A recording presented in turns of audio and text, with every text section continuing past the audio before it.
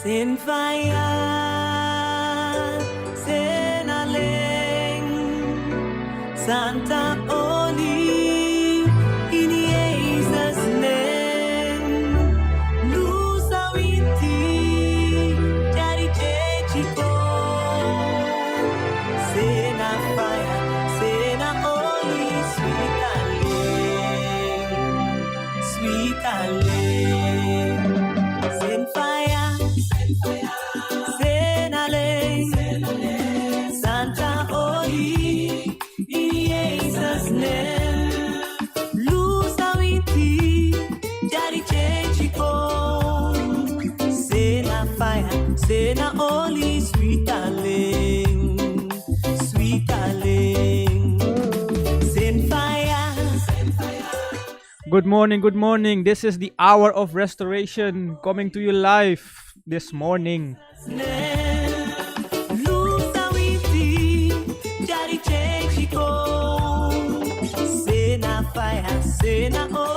Sweet darling, sweet darling. Send fire, send darling. Santa Oli, in Jesus' name.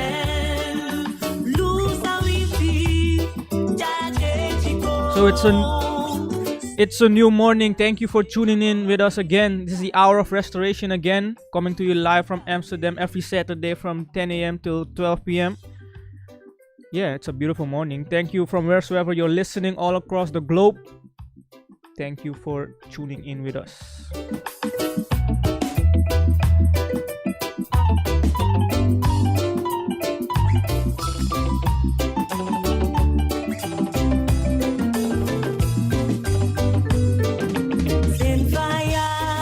As you know, we will come with some new topics for you again. Last week we discussed the theme coming out from amongst them. The last theme was the origins of religions. Then we discussed Judaism, Christianity, and Islam. So many info was shared about that. So if you missed it, you can rewatch the show on our platforms where we stream: YouTube, Facebook. You can also follow our social media platforms: Instagram, Facebook. There you can get all kinds of info and also what we do behind the scenes. Sena fire, Sena Oli, sweet darling, sweet darling. Send fire, Sena le, Santa Oli, in Jesus' name. Lusa winti, Daddy Chico. Sena fire, Sena Oli, sweet darling, sweet darling. Send fire, send darling, Santa Oli, in Jesus' name. Lusa winti, Daddy Chico. Sena fire, Sena Oli, sweet darling. So thank you for tuning with us again. The theme of this week, we'll start off with a new theme, and that is I'm confused. The new theme is "Come Out from Amongst Them," and the topic of this show is the nation. So we'll be discussing the nations and all the people that are ruling the world now, and if you ask people what they ought to do in these times. So first, we'll start off with a table talk, and after the table talk, we'll start off with we'll go further with the word of wisdom, where the preacher man will elaborate on the topic that we will discuss. So Stay tuned. I will play a little song, and after the song, we'll commence with the first segment, that is the table talk. So see you in a bit.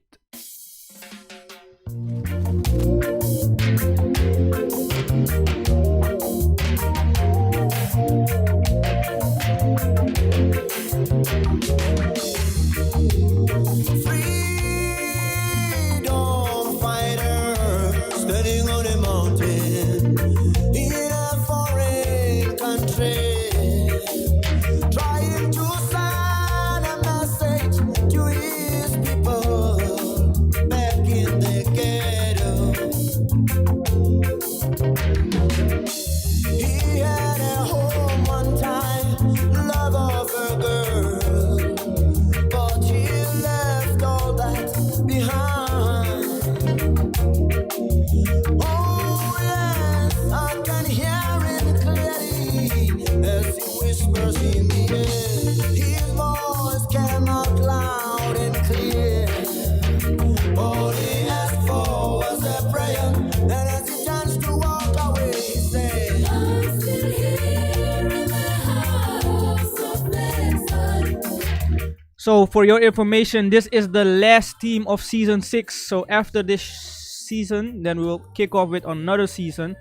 So for you guys' information, this is the last season, season 6.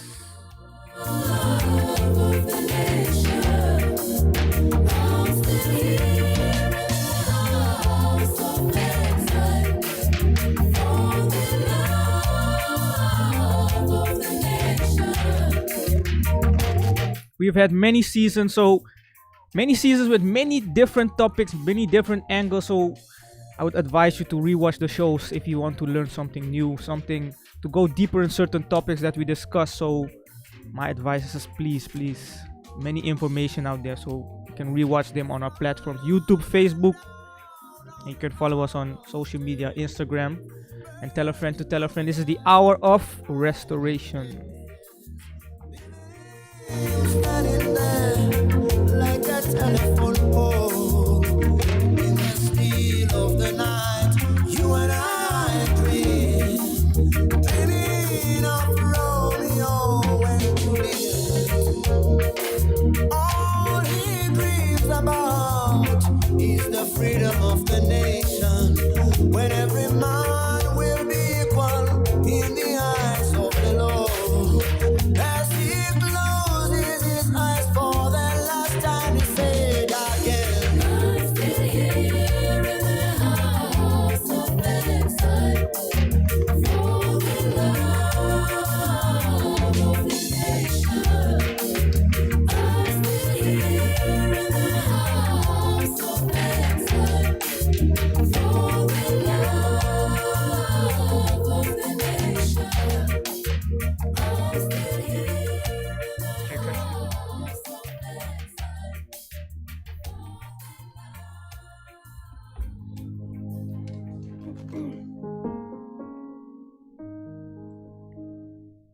So that was the song. So let's commence with the first segment, the table talk, where we will be discussing the theme, the topic, what we discuss. Why guys laughing at me? Where we will be discussing. Wait, my tongue is a little bit tired this morning, so excuse me. We'll talk about the theme that we discussed last week. The topic that was the origins of religion, and the episode was Islam. Yeah. So you guys watched the show, right? Mm-hmm. So let's just jump into it. What are your thoughts on Islam, Brittany? Wow. Yeah. I'm doing well, Randy. Thank you for asking. The people know you. The people know you. Also, for the people at home, excuse me. This is a all host session that we'll have today. All hosts at the table. So this is Sister Brittany on my right side, my brother Harike on my left side, and I'm Randy, brother Randy. So as I already said, let's just jump right into the topic. Sister Brittany, what do you think about? What are your thoughts on Islam? Based on what we heard last week, Yeah. I heard a lot of new information. Of course, some of my friends were Muslims. I I've been around them for a while, but I've never really researched the origins of their Mm-hmm. religion and why they believe in what they believe. So for me, it was interesting and also quite, how do you say that? Shocking to see that it's quite close to Roman Catholicism and all those things. So that was quite new information for me to hear that it originated from the papacy. Okay. Okay, that is indeed new information. But what part did you link to that, or what did you remember that how it's linked to Roman Catholic Church? What I remembered was that mostly the Roman Empire was in control. Yeah. And that one part of the Roman Empire fell, and they needed to actually spread their religion. And I think you had the Jews, you also Mhm. had the Christians, and they actually wanted to get rid of them, so they kind of used Yeah. the Islam that Arabs. already sorry. The Mohammedans and Arabs. Yeah, so they kind of used them to get rid of the Jews and the other people that they didn't want there, Mhm. and then they actually took over the Muslims actually took over, but that wasn't really the intention of the Roman Empire. Yeah. But Yeah. then when you see some of the resemblance, for example, the rosary that they have, so the one with the beads, that's also something that they use in the Roman Catholic Church. Mhm. What was it again? And also when they spoke about Muhammad and Khadija, Mhm. that Khadija was a Roman Catholic, and that she and I think her brother, if I'm correct, if I remember correctly, gave Muhammad. They were actually discussing and speaking with Muhammad about the religion, and he also got a lot of his inspiration or the ideas from what they were telling him. Mhm. So Mhm. there were quite some overlappings between the two. Okay. And Harike, what are your thoughts on Islam based on before you listen to the show? Before I listened to the show, I already read a few things about Islam, so I knew that it was heavily influenced by what we now see as Jews, by the Jewish religion, by Judaism. Mm-hmm. So I knew that there was a lot of resemblance between the two, and that it originated thousands of years after the so-called religion of Judaism. So yeah, to me it was, yeah, that shows whether, or for me that shows that, yeah, the religion of Islam is not really authentic, as in original. Mm-hmm, mm-hmm. Okay. Then I will immediately drop another question then, because these are many things that will be discussed in many platforms or many shows. That are Allah and the God of the Bible the same? Oh, Yeah. now I wouldn't say that they are the same. Yeah. Maybe when you look at the definition of Allah, Mm-hmm. some will then say then, and I also looked at the definition of Allah, and if I'm correct, it also it denotes a certain God. So it just denotes a certain God, Mm-hmm. or certain El, or certain Elohim, if you want to call it that. Yeah. I think that that's the only resemblance that's in the definition, but the God Allah in itself is not the same as the Elohim of the Bible. Yeah.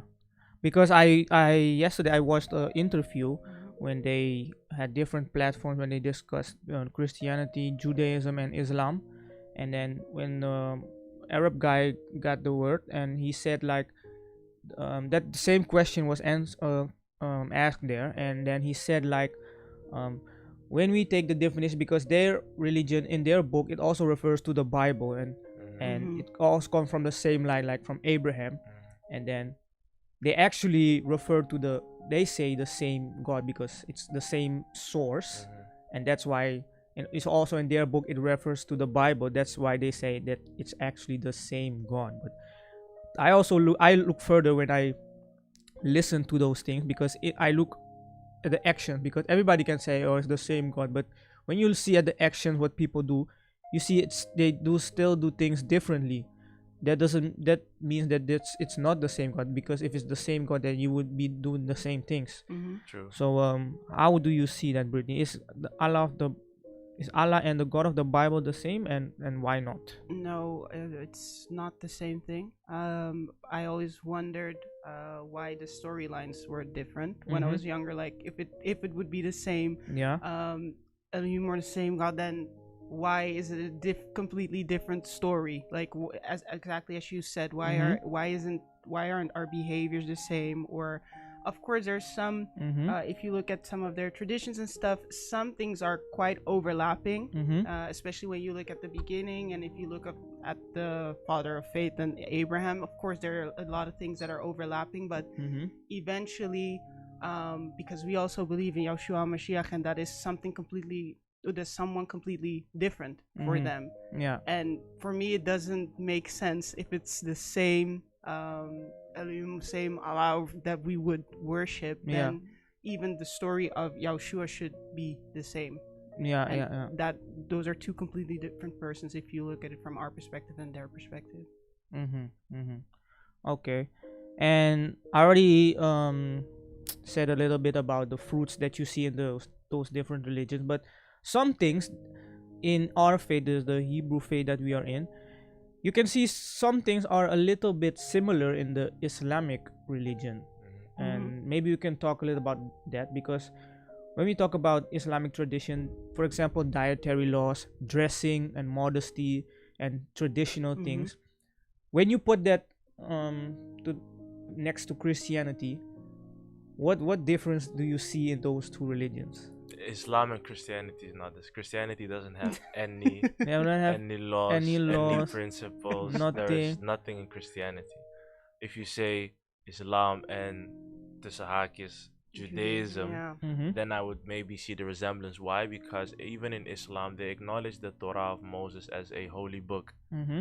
right? So that's why I say that when you study the origin of Islam, or even the birth and the life of Muhammad, their prophet, you see that he was heavily inspired by the Jews of his area and of his time. Mm-hmm. That's why you see that many of the stories also is almost one-on-one with the Jewish traditions. For example, the Jews keep their Sabbath, Mm-hmm. they keep their Friday. The Yeah. same thing. When, for example, I think there's a what's the feast that they were celebrating? Slachtfeest. I don't know how you call it in the Arabic term, Mm-hmm. but they also have a feast where they celebrate that Isaac was not slaughtered Mm-hmm. by Abraham, Yeah. right? So they have a feast for that. So that's why, because the Ishmaelites, or let's say the Arabs, come from Abraham, you see that they have a lot of resemblance. Mm-hmm. But as you rightfully said, when you look at the details of the religion, you'll see that it still differs. And by looking at those details, you'll see that they are serving a different Elohim. Yeah. Also based on the teaching we had last week, Yeah. where the minister explained how before Muhammad was born, there was already a God by the name of Allah being worshipped where he lived. Yeah. So it was a religion he kind of took over. Yeah. Yeah. So yeah, Also, the Islam as we know it, because they say it came from Muhammad, it was already there before Muhammad, the God, or the God, Allah, Allah. and a few other gods and a few other religions which were already present at in the Middle East before Muhammad was born. So when you study those religions, see that he did not entirely change everything. He did not change everything. He certain traditions and certain religious practices he added to the Islamic faith, right? Can we then say it's just like some, the Council of Nicaea, right? Then they put everything together, and they Yeah. is it kind of like that what he did? Yeah, I wouldn't say that it was like the council. It was just like, it is really hard like when you come with a new religion, no matter what, or you come with a new religion in a place where there are already existing religions, in order to unify the people, you have to bring elements together of different religions. Yeah. That's why he took some of the Jewish religion, because he also wanted to convert the Jews. That's why he took a few elements of the native people's religions. They were worshipping the moon, Yeah. and the stars. That's why you see the symbol, the crescent symbol, in the Islamic faith and Arabian countries. Yeah. So that's also what he did, because he had to bring those people who were already there. He also had to bring them in his new religion. So what the Romans did with the pagans, right? Similar. Yeah. Similar. Yeah. And Brittany, how what was my question? Yeah, it was he yeah, the difference between Christian and Islam. Mm-hmm. What, because Enrique says that there are things are a little bit similar, but then there comes a difference. Things are different. I think he was talking about Islam and Judaism. That Yeah, yeah, they're exactly. similar, but they're slight different. But Christianity Yeah. compared to Islam is Yeah, I completely mean different. Judaism Yeah. indeed. Yeah. But how come those things are different? Why do you think that those things become different? What I always understood was, or how it was explained to me before the teaching of last week, was that Mm-hmm.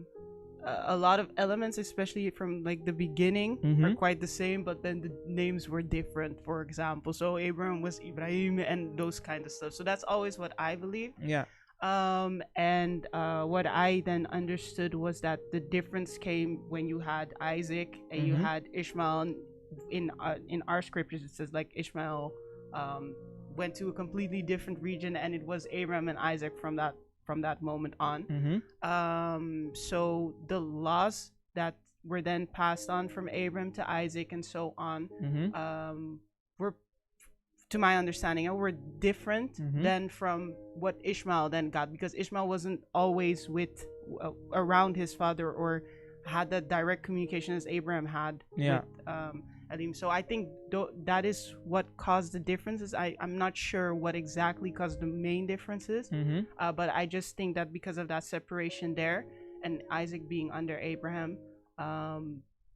he got the words of Elohim, and Ishmael, yeah, was not under that guidance anymore. Okay. Thank you. Okay, let's go a little bit deeper on one of the things I already discussed. I'll talk about women in this religion because it's a little bit, it's a taboo maybe out there that women are oppressed in Islam. That's the notion that goes out when people think about Islam, or they're trying to oppress women, Mhm. you know, this and that and that.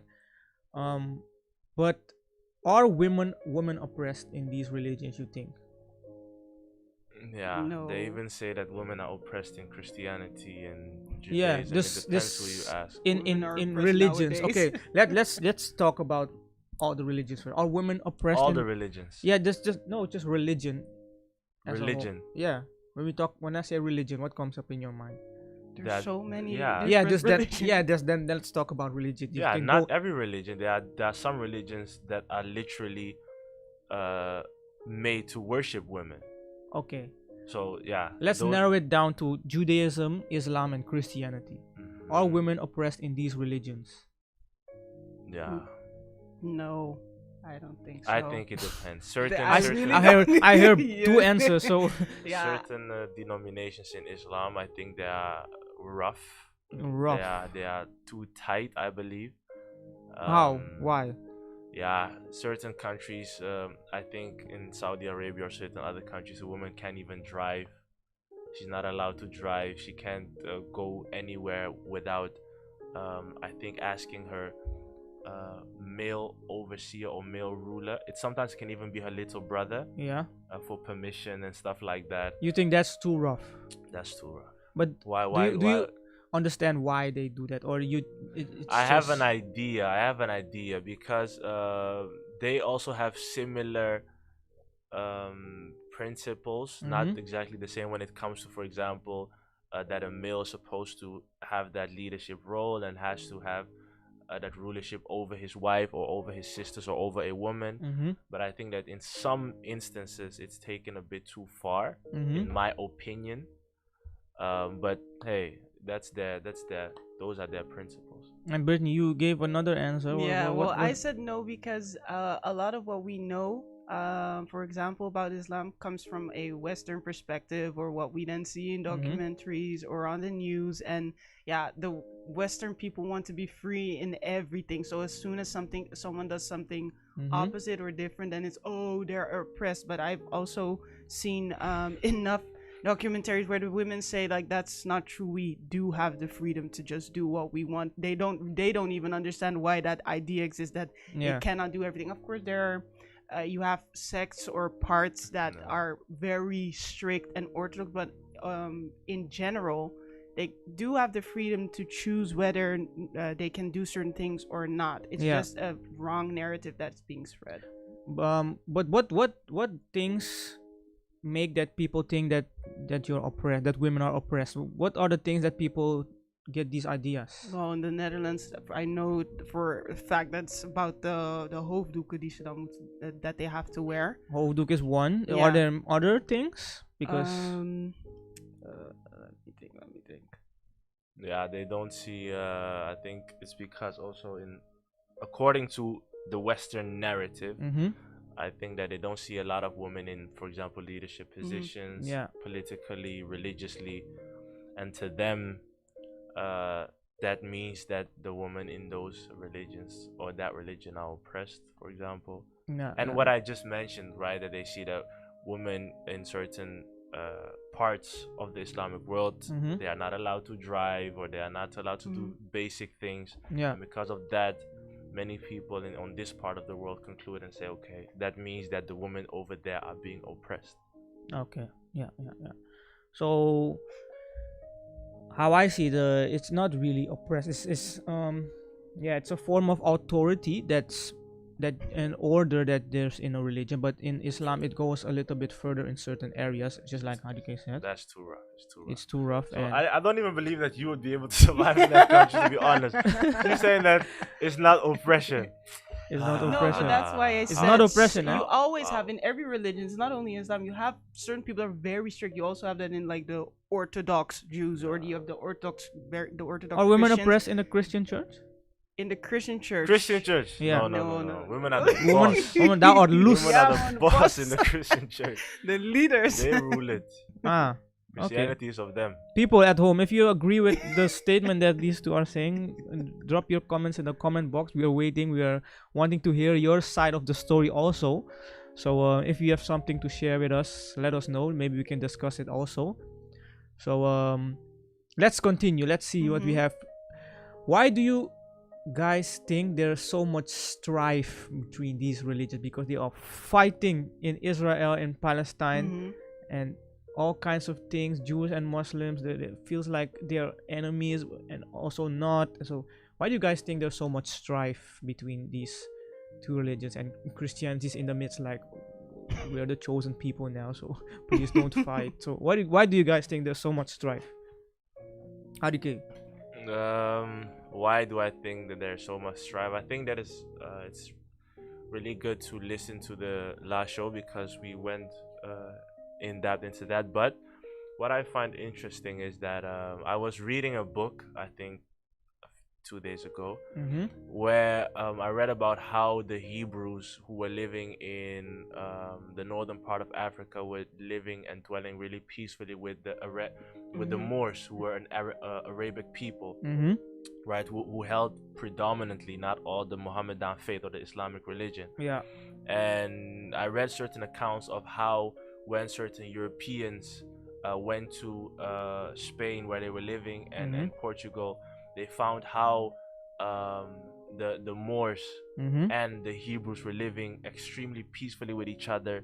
They had an agreement with each other, and they were walking in peace with each other, right? Yeah. But as times go on and you study how the Roman Catholic Church influenced or inspired the Arabian people to begin to despise or hate the people who hold the Judaic religion, you'll see where that strife comes from, because in the beginning it was not so. Even in the life of Muhammad himself, you'll read that he was really peaceful with the Jews and the Hebrew people. So to really get into that, you'll have to listen to the show we did last week. But that was, I believe, the reason why that strife and stuff came.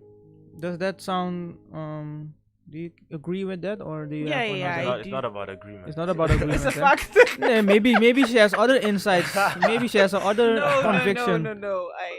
I completely agree with him. I think last week we even spoke about that when I went on holidays to Morocco. Yeah. We also had an excursion, and even our guide was telling us that he doesn't even understand all the confusion of nowadays between all these religions and how they are fighting, because it wasn't so. Like, they were living next to each other in peace.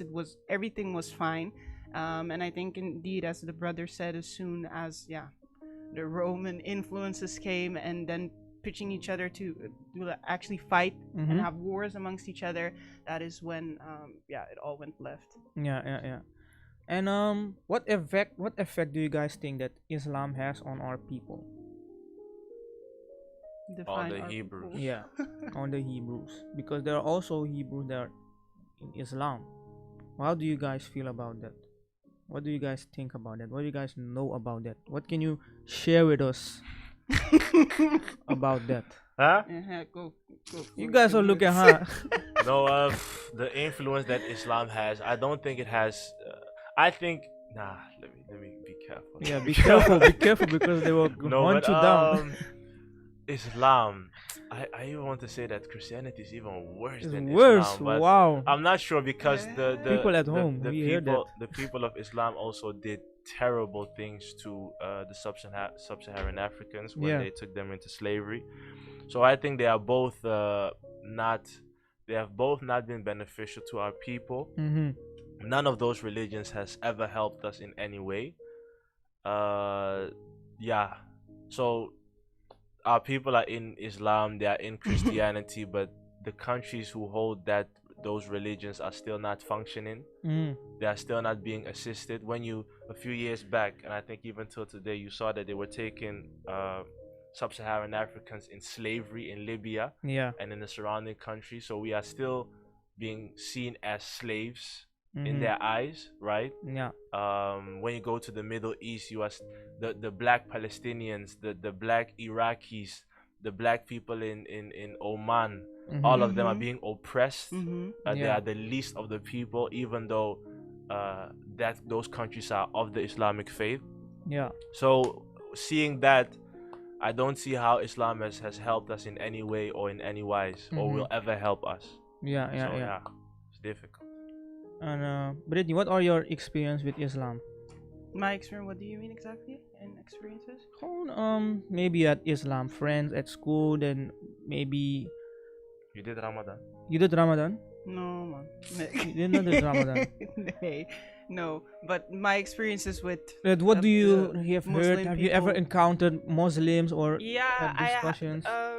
Well, I always say that I was from my beginning years, like I was partially raised by one. Like our nanny was a Moroccan woman. She was Muslim, and it was never issue for them that we then were Christians and that were Muslim. They never forced me to do things. I was young, so of course when I see her pray, I would go with her, and then I would also pray like the same manner. But that's just because I was mimicking her. Yeah. But so my experiences thus far have been very well. Like for me, it was always peace between our nanny and between us. It was never an issue, and also with friends at school. I do notice that I didn't really hang out with the most strict Muslims. Most of them were quite free, so they could decide whether they wanted to wear what's a hoofdoek? Hijab. Yeah, in hijab, whether they could wear it or not. So they mostly did the very traditional thing. So keep Ramadan and keep Ramadan.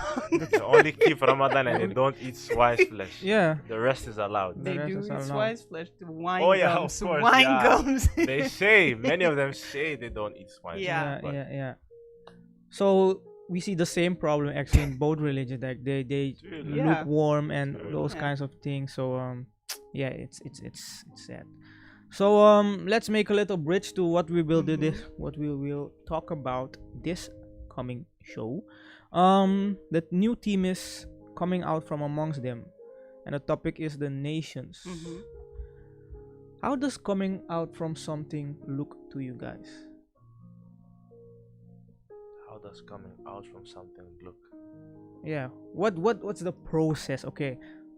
Let's for example, you were alcoholic and you want to stop with alcohol and all those. How does that process? Because you're coming out of alcoholic lifestyle, right? Yeah. How does that process look like? And that reflected to my question and then to the nations. How does that process look that like? process starts with realization that you are doing something that you don't want to live in anymore. How do you the realize will to change. I'm thinking of how it looked for me. Yeah, for me it was really just reading. Reading. Reading the scripts and then hearing how it was explained, and then really reflecting about my own life and how I wanted to change. Are we still certain talking things. about alcohol or? You're not talking. You're reading You're not about talking alcohol. Ah, yeah. Because you said how no, because you said how does that process look. Yeah. I can't speak from the perspective of alcoholism or something. Yeah. Hope But it's for you. no. It's so maar, Yeah. so I was thinking how that process went for me. So for me, it was really a realization, hearing a different message, and that pricks you in a certain way. And then when you think about it, and you come to the realization, hey, so wil ik gewoon, that's not how I want to live anymore. And then you have to be connected to the right people in a sense, because to do it all by yourself is very, very difficult. Yeah. It sounds very theological what you said. Harike, how do you see that process in practical way? Yeah. She gave us theory, you gave us Yeah, it practical. depends. Are you talking about coming out of a religion? No, or the nations, because the new team is coming out from amongst them, and the topic today is the nations. Yeah, So coming out of I a think nation. when we talk is- about nations, you see different nations on the planet, and we as a people, we are mingled in all kinds of nations. We don't love our own. So those kinds of things all has to do with your mindset. For example, when you're What has it to do with alcoholism? no, that's because I gave an Oh, example okay. because you guys didn't understand what I mean with coming out from amongst I them. get it, I get it. So now we're talking about the nation. How does that process in practical look like It coming out from among depends. the You can nation? get out. You can come out of the nations in different ways. You can pack your bags. You get your airplane. Mhm. Go out of the Mhm. nations. Yeah. It's possible. People are doing it every day. Coming out. Yeah, it's just. Hoe zeg je dat in Nederland? In Engels, emigreren, emigrating. Immigrate, Nee, not immigrate. Going out of the country. So Re- emigreren. re-immigrate. Nee. Nee, you have migraine. Wow. But anyways, no. Continue. Coming out of it really depends on, because when you look at it from from the prophecies of the book, for Mhm. example, you see that the Bible says that perhaps there will be a time where in Matthew 24 the Messiah said there will be wars and rumors of wars and stuff Mhm. like that. If I look at it from that type of standpoint, you see that the Messiah already gave certain criteria that you would see before that would happen, and he then advised the people to then flee, Mhm. right? He then used the mountains or flee to your own country, or try to flee where you think or know that Mhm. those tribulous times will not happen. Mhm. So coming out of the nations is simply trying to detach yourself from the nation where there might be issues and where there might be problems. Yeah. Small example again, coming out of them is, for example, when you read about Jacob living in Canaan, there was a famine, there was trouble. He came out of that nation. Why? He sent his children into Egypt, Mhm. and they went to live in Egypt, right? So that's Yeah. just moving from location A to location B, because the situation in location A is not that safe anymore. Okay, but you're talking about actually moving out. But let's take, for example, Daniel from the Bible. He was in Babylon, but you can see in his lifestyle and how he's Mhm. living, he wasn't with that nation. So how would you? He was governor of that nation. So how So- do you mean he was not with that nation? He had the mindset of the nation. But he was governor of that nation. So he was in the nation. But we can see there's a difference, right? In Yeah, so he was in within physically them. coming out of the nation and also spiritually in your mind coming out of the nation, right? So now, Mhm. so you are no more talking about coming out of the nations, because Daniel was in that nation. We can see that there's two coming out of nations. So which one are you talking about? No, That's my I'm question. putting it out on the table like we can see that there's two coming out. So Of course. maybe Yeah. There are even 4 or Yeah. 5. You can. because you elaborate about practical Mhm, getting mhm. your bags and going out, but Mhm. I want to say that there's also a physical, like you can still be in a nation and also still come out of it within your mind. So how Mhm. do you see, Brittany? How do you see that? How does So that you're process now start? talking about the mind Yeah. thing. Well, I think that is better. That example is better linked to what I said. But when it comes to the physical coming out, that's what he already Yeah. then Yeah. explained. You have to have that realization, or you Yeah. have to make it, really make the decision that you Mhm. don't want to live like that anymore. And it's difficult because everywhere you go, you're still confronted with things you don't want to think about. You gave the Yeah. example of alcoholism. Everywhere, advertisement, people want to come out of lust everywhere, in every show, Yeah. it's everywhere. So you have to make that conscious decision, know why you're doing it, who you're doing it for, Mm-hmm. and then work towards that. But it's really difficult. The mental part is, I think, most of the problems for Mhm. believers now Yeah. is really the mental part. The physical part, everyone can do that, but the mental part is Everyone can do yeah, that. if you have Wow. money. Wow. No, but the mental part is, I think, most of oppression that we have or feel is really Mm-hmm. the psychological. Yeah, because it's really not easy when you look around. Mhm. First, you have to want it, and if you don't want it, you have to fight also all the Yeah. propaganda and all the media and all those things, all the distractions, especially in the Western Hemisphere where we are living. We are being constantly bombarded with all kinds of information and tools that will distract us. So it's really not easy. So Mhm. my last question is, what do you guys expect of this topic from the preacher man? What do I expect? I hope to hear how, like, really tools that you can have when you are amongst them. Like, I remember the story. It's one of those books that is not included, but that Mhm. one of the prophets, he went to the mountains, and some of the other prophets were already chilling there because it was just like the entire country was polluted. But how do you do that in these times? I Yeah. cannot go onto the Amsterdamse mountain. bos, toch? Moet gewoon daar Yeah. wonen. So how do you Yeah. apply such things Yeah. in contemporary times? Yeah. Arike, what do you expect of this topic? Yeah, I don't really have any expectations. I have, Verwacht niks. yeah. No, I'm just waiting to hear, right? Because yeah, I can't really pin down where the message will go to. I hope that we'll just hear what we need to hear, and then Mhm. see what how we can apply what we have just heard. We'll see where the wind will blow us. So with that being said, I would like to thank you guys for being here with us. So we'll continue, play a little song for you guys, and we will continue with the next segment, that is the word of wisdom. People at home, thank you for tuning in with us. Tell a friend to tell a friend. This is the hour of restoration. The next segment is the word of wisdom, where the preacher man will elaborate on this topic from a biblical standpoint and will explain us what it means to come out from amongst the nation. That is the new theme, and the topic is the nation. So see you guys in a few minutes.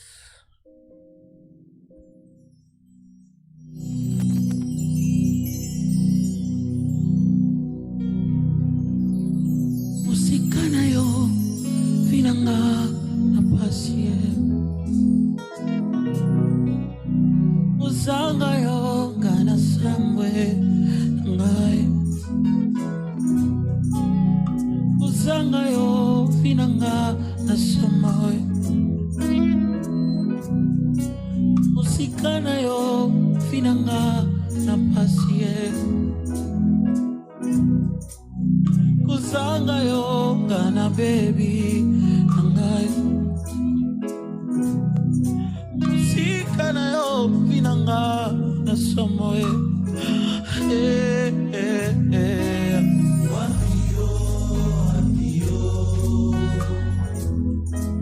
wapio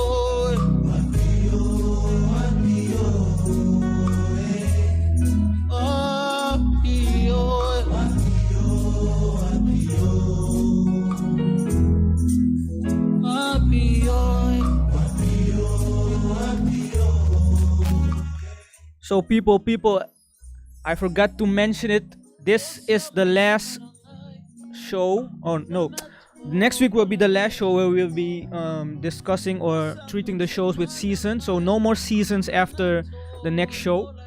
So just be episodes and topics. No more seasons. So be aware of that.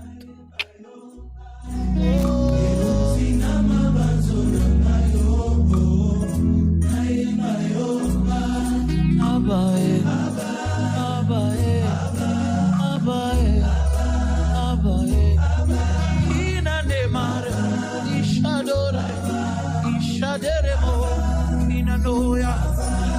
Ikaderi, Amaneloya, Idaneshae, Izareboya, Amaninera, Idareboe, Ishanereba, Shananera, Rabababeba, Shidarabae, Shanarabe, Anenoma, Ikadere, Inonera, Shananenane. Sangayo, Nana Samwe, Nangai. Sangayo, Nana Suki, Padoi. Apio,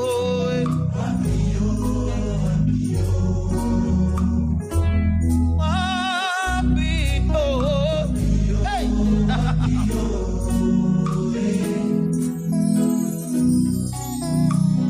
Osa mutima nangai, isanato bola Yesu. Osa mutima nangai, isanaye bela Yesu. Osa mutima nangai, isanaku bisa Yesu. Come on.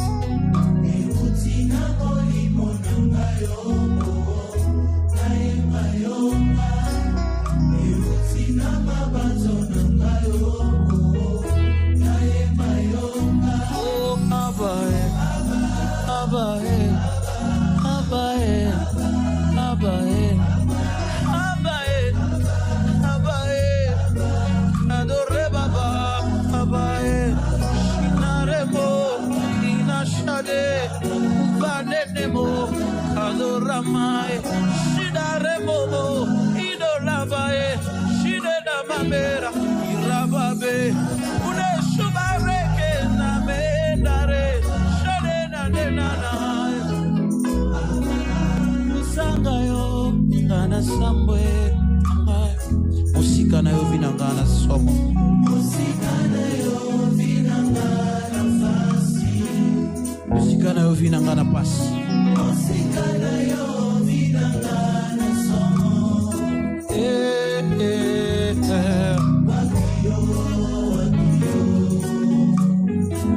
Wapio,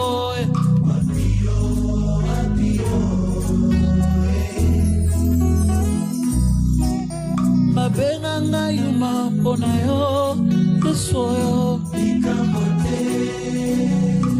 Enganga zoba ponayo, Nantimae, Ikamoteo. Mabenga ngayuma ponayo, Yesoyo, Ikamote. Mabenga ngazoba ponayo, Nantimae, Ikamoteo. Mabenga ngayuma ponayo, Yesoyo, Ikamote. Mabenga ngai ponayo, Nantimae, Ikamoteo. Amie bwaka ngai ponayo, Yesoyo, Ikamote. Matika ngai ponayo, Nantimae. Shalom, shalom, shalom unto all our viewers and our listeners. We thank Elohim for yet another opportunity that He has granted unto us to be alive, to be healthy. We ascribe greatness unto Elohim for the blessings that He has blessed us with. For to live in a world with more than 6 billion people, and everyone has his own philosophy and mentality, to the point where human beings are at odds with each other with regards to what to do and what not to do, with regards to what is allowed and what is not allowed. Nations against nations, philosophies against philosophies, entities against entities. But by the mercy of Elohim, He has orchestrated it so from the beginning, so that there would be no unity. And I know that many people, when they come into this faith, they will be taught is that Elohim is seeking after unity. Let's get along. Can't we all just get along? But from the very beginning of ages, Elohim was never amongst the majority of the peoples. But as the world progressed, as the Bible said, and sin began to grow greater in influence, this great and mighty Elohim, the creator of the visible and the invisible world, he decided to hide himself from mankind because of the atrocities and the abominations. And though he hid himself from mankind, he made sure that he would always be in tune with some few. Usually what Elohim then would do was that he would at least look for one person to whom he could reveal himself. And he would use that person to go and witness to the family of mankind with regards to the old ways of Elohim.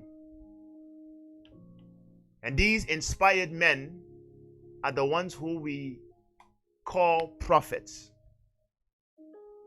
And so beginning at Moses, we thank Elohim for all the prophets that did come, that wrote unto us the sacred books, the text upon which we base our lives.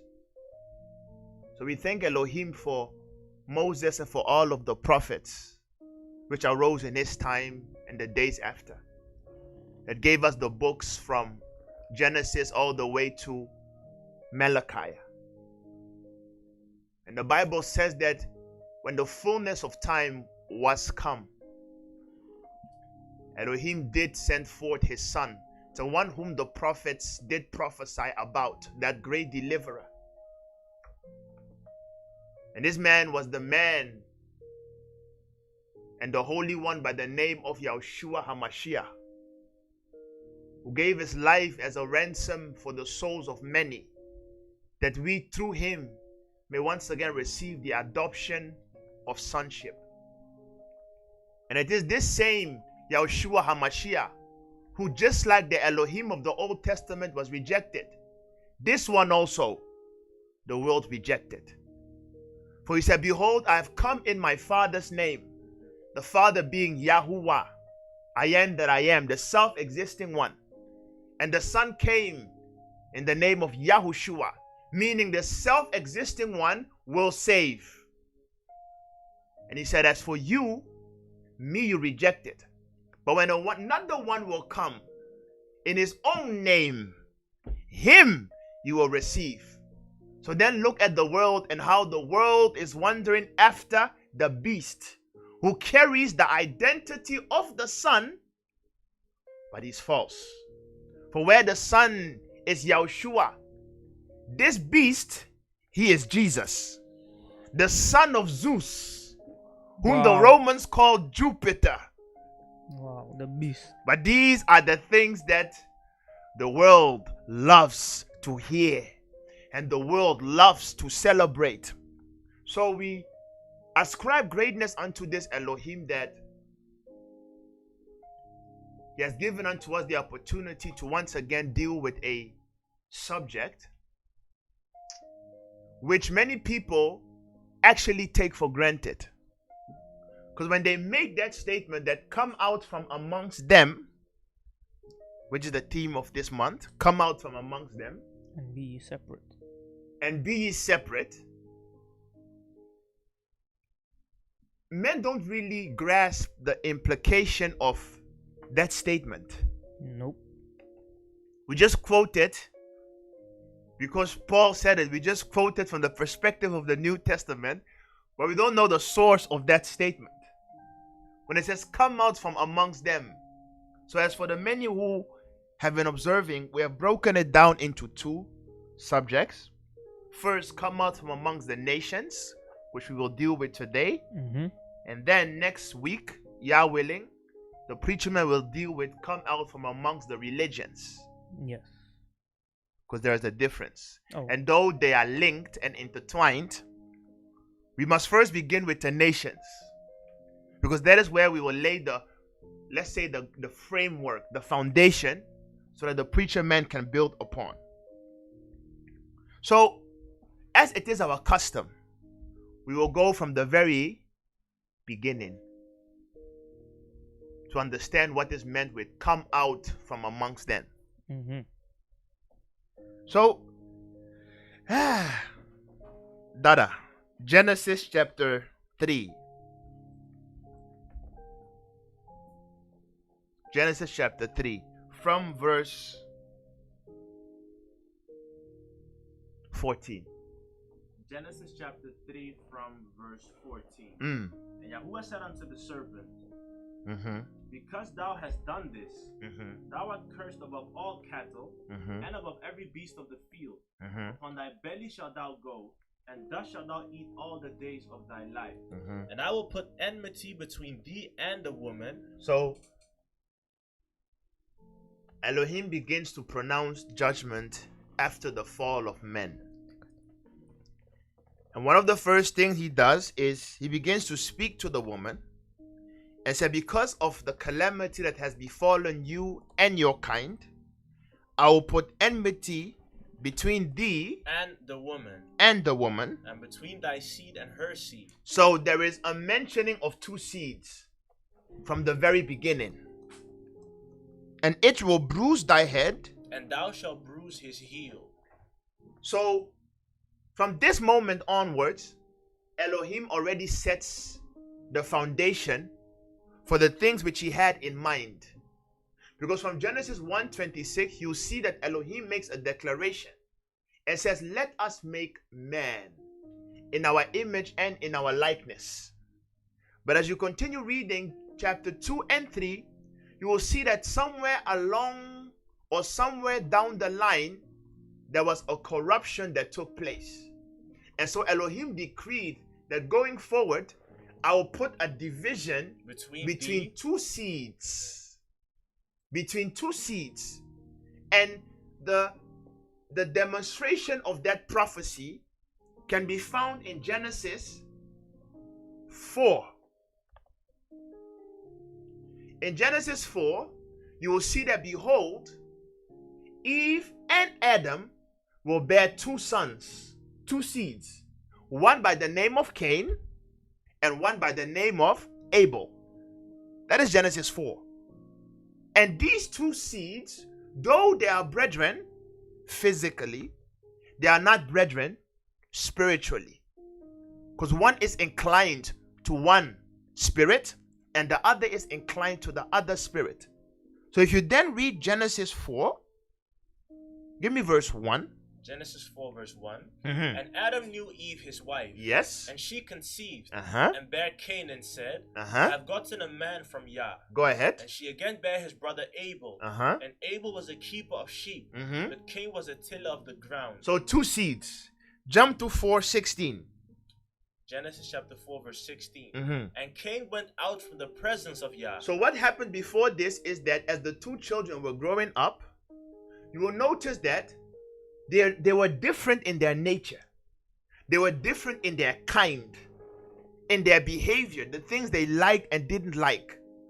One was clinging unto Elohim and was righteous, and the other was clinging unto wickedness and evil.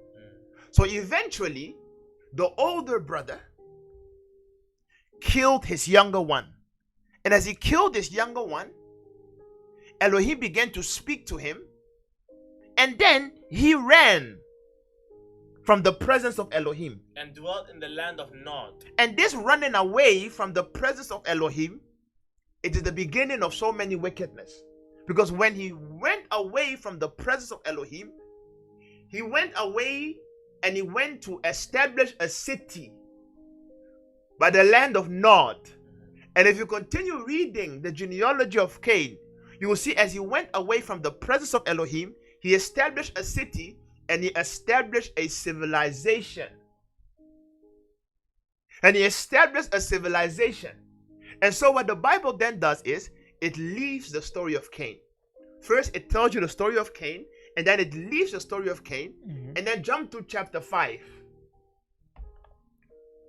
Meanwhile, the genealogy of Cain, they are establishing civilizations already. They will invent instruments. They will invent cattle herding. They will invent building of cities. So many things they will invent based upon their philosophy. But then we go to Genesis 5. Genesis 5 from verse 1. Go ahead. This is the book of the generations of Adam. In the day that Elohim created man, in the likeness of Elohim made he him. Yes. Male and female created he them. Yes. And blessed them and called their name Adam. In the day when they were created. Go ahead. And Adam lived 130 years. And begot a son in his own likeness. by the name. After his own image called his name Seth. Seth. So what happened to Cain? Yeah. He's not mentioned because he was not his. So I'm just giving you all these things for you yourself to start thinking about what I'm talking about, because we are talking about coming out from amongst the nations. So after that, you will see there are two seeds, two genealogies, two manner of people. Yeah. Right? After that, we are jumping. Genesis 6. Genesis chapter 6. From 1. From verse 1. Read. And it came to pass, when men began to multiply on the face of the earth. Now this men multiplying, he's speaking of the two lines. The descendants of Adam multiplying, the descendants of Cain also multiplying. Go ahead. And daughters were born unto them, that the sons of Elohim saw the daughters of men, that they were fair. Go ahead. And they took them wives of all which they chose. And Yah said, my spirit shall not always strive with men, but that he also is flesh. Yet his days shall be 120 years. There were giants in the earth in those days. So, this chapter 6 is very much misunderstood. But the brief summary is that what happened here and what made Elohim make that declaration that my spirit will no longer be with men, for that he is flesh. And in the subsequent verse you read, and there were giants in the earth. In the earth. Yeah. Basically, what happened is that these two lines, which Elohim wanted to keep separate, they began to unify. They began to unify. And as they began to unify, what basically happened was that we can just say that the descendants of Cain became so beautiful in their corruption that the host of heaven, which are the watchers, began to be attracted to them. So they came down, mingled themselves with them, and so the bloodline began to be polluted. Oh, with Cain. They began to be polluted because after that, what happened was that corruption went through all the way to that the sons of Adam and Cain met. And so wickedness began to take place. Because when it was happening around the line of Cain, Elohim did not bother. He was like, go ahead, they are not mine. But when the two lines, the seeds which Elohim wanted to separate, began to intermix, Elohim made that pronouncement and that statement that I will no longer be with men, for that I have seen that they are now corrupt. And these giants that the Bible is speaking of, in the Hebrew it is called Nephilim, meaning the fallen ones, the descendants of cosmic beings. So basically when this happened, the anger of Yah arose. And when the anger of Yah arose, he decided to wipe out the planet by the sea. But before the planet was wiped out by the sea, this world reached a climax of scientific breakthrough, of spiritual breakthrough, of economic breakthrough, to the point where they could now temper and cross and mix beings. So the zenith of this civilization, the epoch, the epilogue of this civilization reached the state that Elohim was like, no. If I don't stop this now, it will be done with the world. So he decided to destroy the world by water. And this civilization, before it reached its end, in the mythologies of the world, it is known as what? Atlantis. It is known as Atlantis. Atlantis is the world before the flood that reached the zenith and the state of perfection according to wickedness. So Elohim decided to destroy it. And as he destroyed it, he found a man that was faithful by the name of Noah. Verse 8. So, no, I'm giving this because we can't read everything. People should just listen and then find their own verses. So after that, the world was then destroyed. Elohim found the righteous seed. He brought them out. He saved them by the name of Noah. Noah then began to beget children. The three children of Noah were Ham, Shem, and Japheth. And through this bloodline, the same dispute that happened in Genesis 4 began to replay itself again. Because amongst the bloodline of Noah, there were the seed of the righteous and the seed of the wicked. Yeah. Now, the seed of the righteous, as the Bible said in the book of Genesis 10, it persisted through the line of Ham. And the chief king of that seed of wickedness was called Nimrod. Nimrod, the name, simply means the one who rebelled. And this Nimrod began to be a king in after the world of Noah. So basically, we are now jumping Genesis 11 from verse 1. Genesis chapter 11 verse 1. Try to follow me, it will make sense. And the whole earth was of one language and of one speech. So after the flood, they began to unite again. And they were still of one language and one speech. Go ahead. And it came to pass as they journeyed from the east, As they were journeying from the east, that they found a plain in the land of Shinar. they found a plain in the land of Shinar. And they said one to another, What you have to understand is the Garden of Eden, the land of Nod, the plain of Shinar. All of these are found within the continent of Africa. All of these are found within the continent of Africa. So the plain of Shinar, they found it. Go ahead. and dwelled there. And they dwelled there. And they said one to another, Go to, and let us make brick, and burn them thoroughly. And they had brick for stone, and slime had they for mortar. And they said, Go to, let us build a city and a tower, whose top may reach unto heaven, and let us make us a name, lest we be scattered abroad upon the face of the whole earth. And Yah came down to see the city. And Yah came down to see the city, which the children of men builded. Go ahead. And Yah said, Behold, the people is one. So Elohim is saying, this seems very familiar. They are trying to unify and to re-establish what happened before the flood. And Yah was like, no. Behold, the people are one. And they have all one language. And they have one language. And this they began to do. And now nothing will be restrained from them. Go ahead. Which they have imagined to do. Go to and let us go down. And there confound their language, that they may not understand one another's speech. So Yah scattered them abroad from thence upon the face of all the earth. And they left off to build the city. Stop there. Try to understand all these things we are reading. To show you that Elohim is never for the unifying of nations. He never has been for the unifying of nations. Elohim has always been for the separation. But the enemy, the evil one, is always there to unify. Under one wicked cause. Because the thing is, when an unclean thing touches a clean thing, that thing which is clean becomes unclean. But for the clean thing, in order for it to remain clean, it must never touch. You see? That's the thing. So, why am I explaining all of this? It is because what this event that took place in Genesis 11, what this is Nimrod tried to unify the nations once again, and he tried to re-establish what happened in the time of Atlantis, meaning the time before the flood.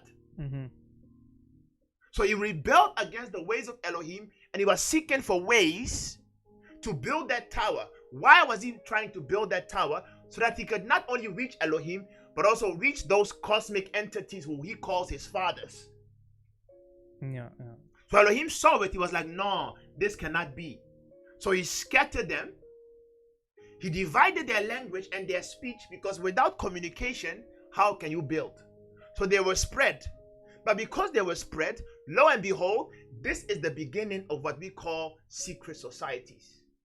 Because as they began to be spread abroad, and they could no longer understand each other by human speech, being crafty in their counsel, they devised a language which could not be uttered.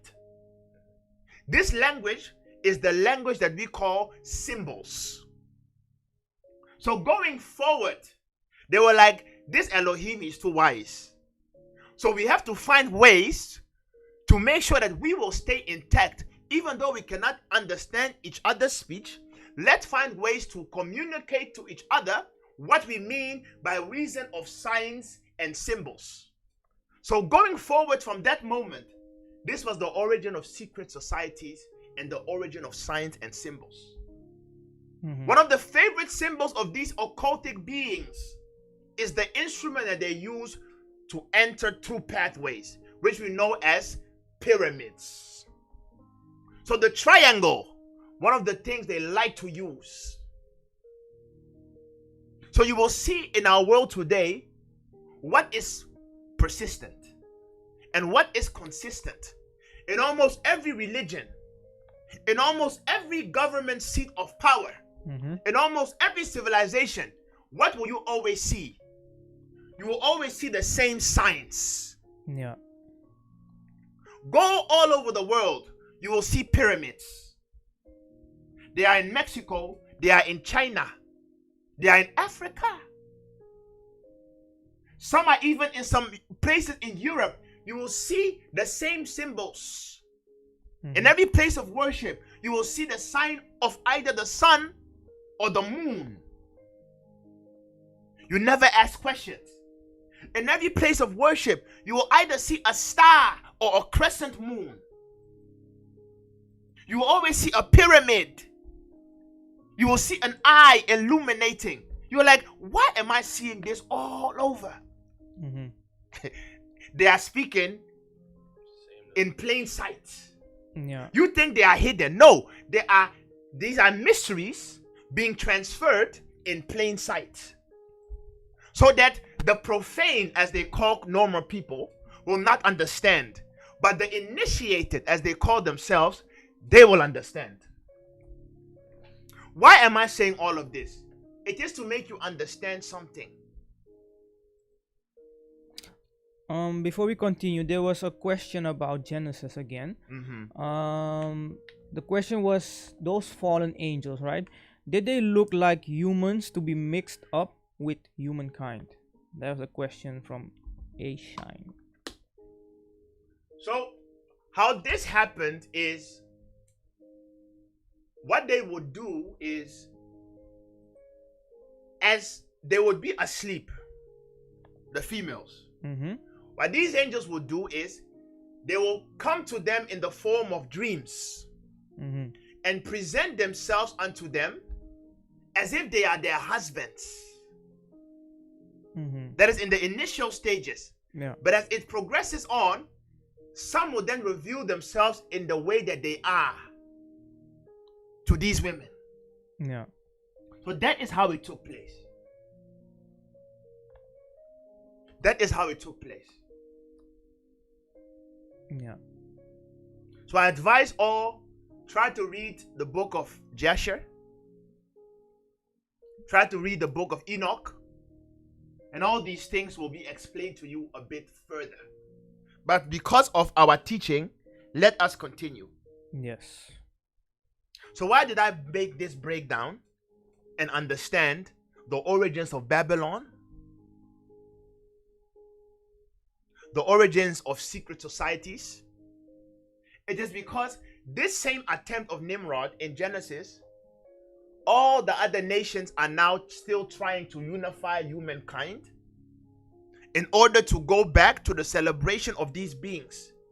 Because what you have to understand is, just like us normal people, at least we the children of salvation, we are awaiting New Jerusalem to come.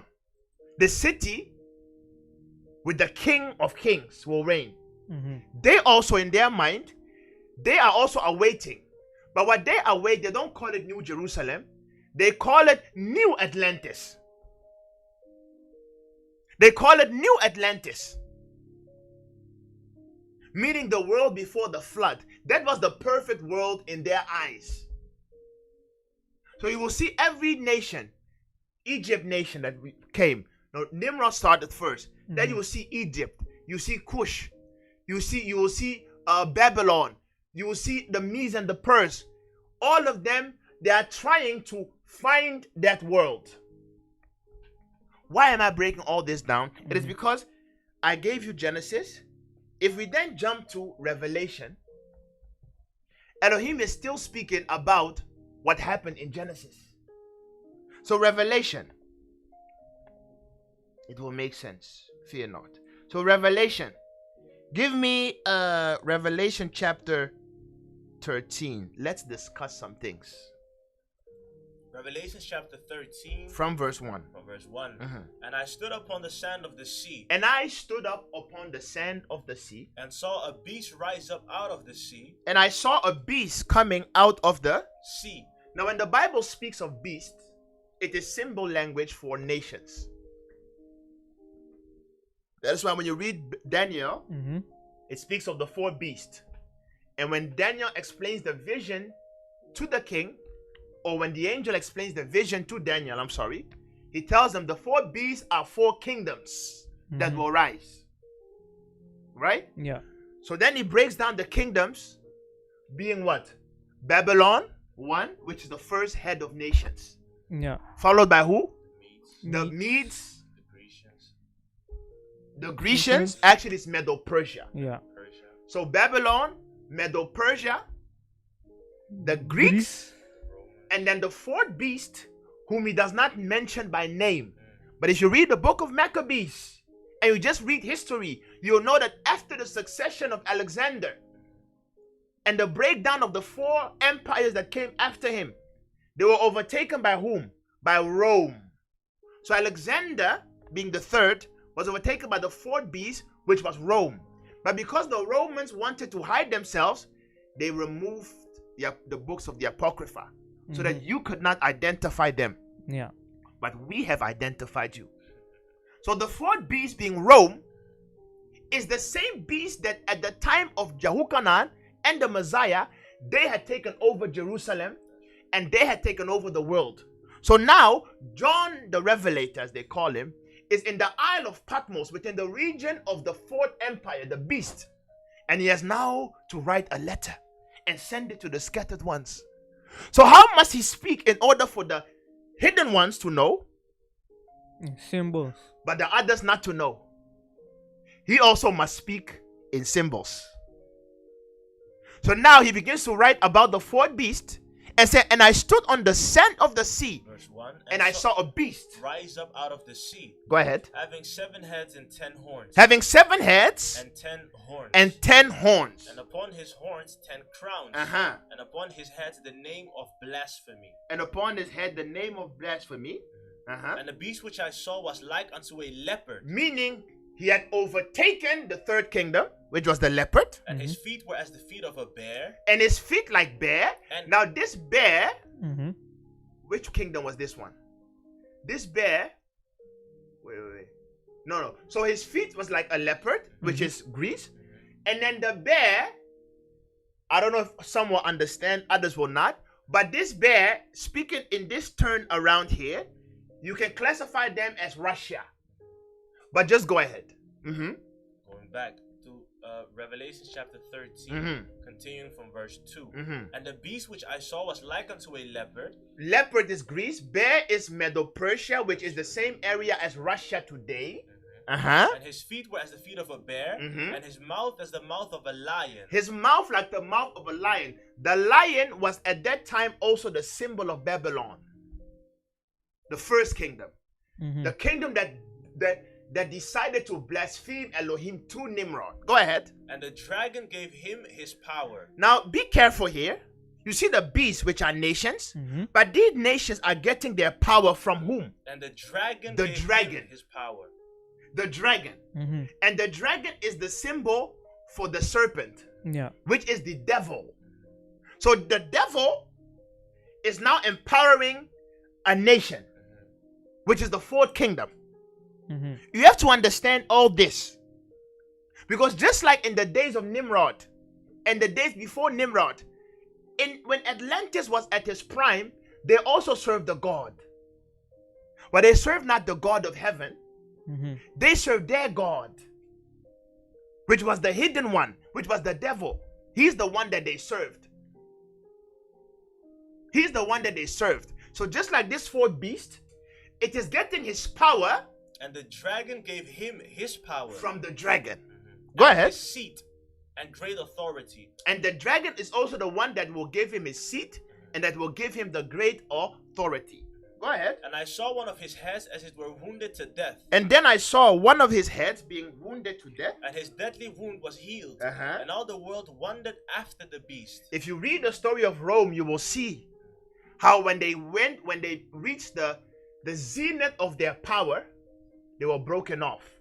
And then Rome as an empire ceased to be with and then it was like, because Rome was broken down in the Western Rome, and then the Byzantium, I think. So Constantinople and the Byzantium. And then through many things that orchestrated in history, Rome was broken down as a power.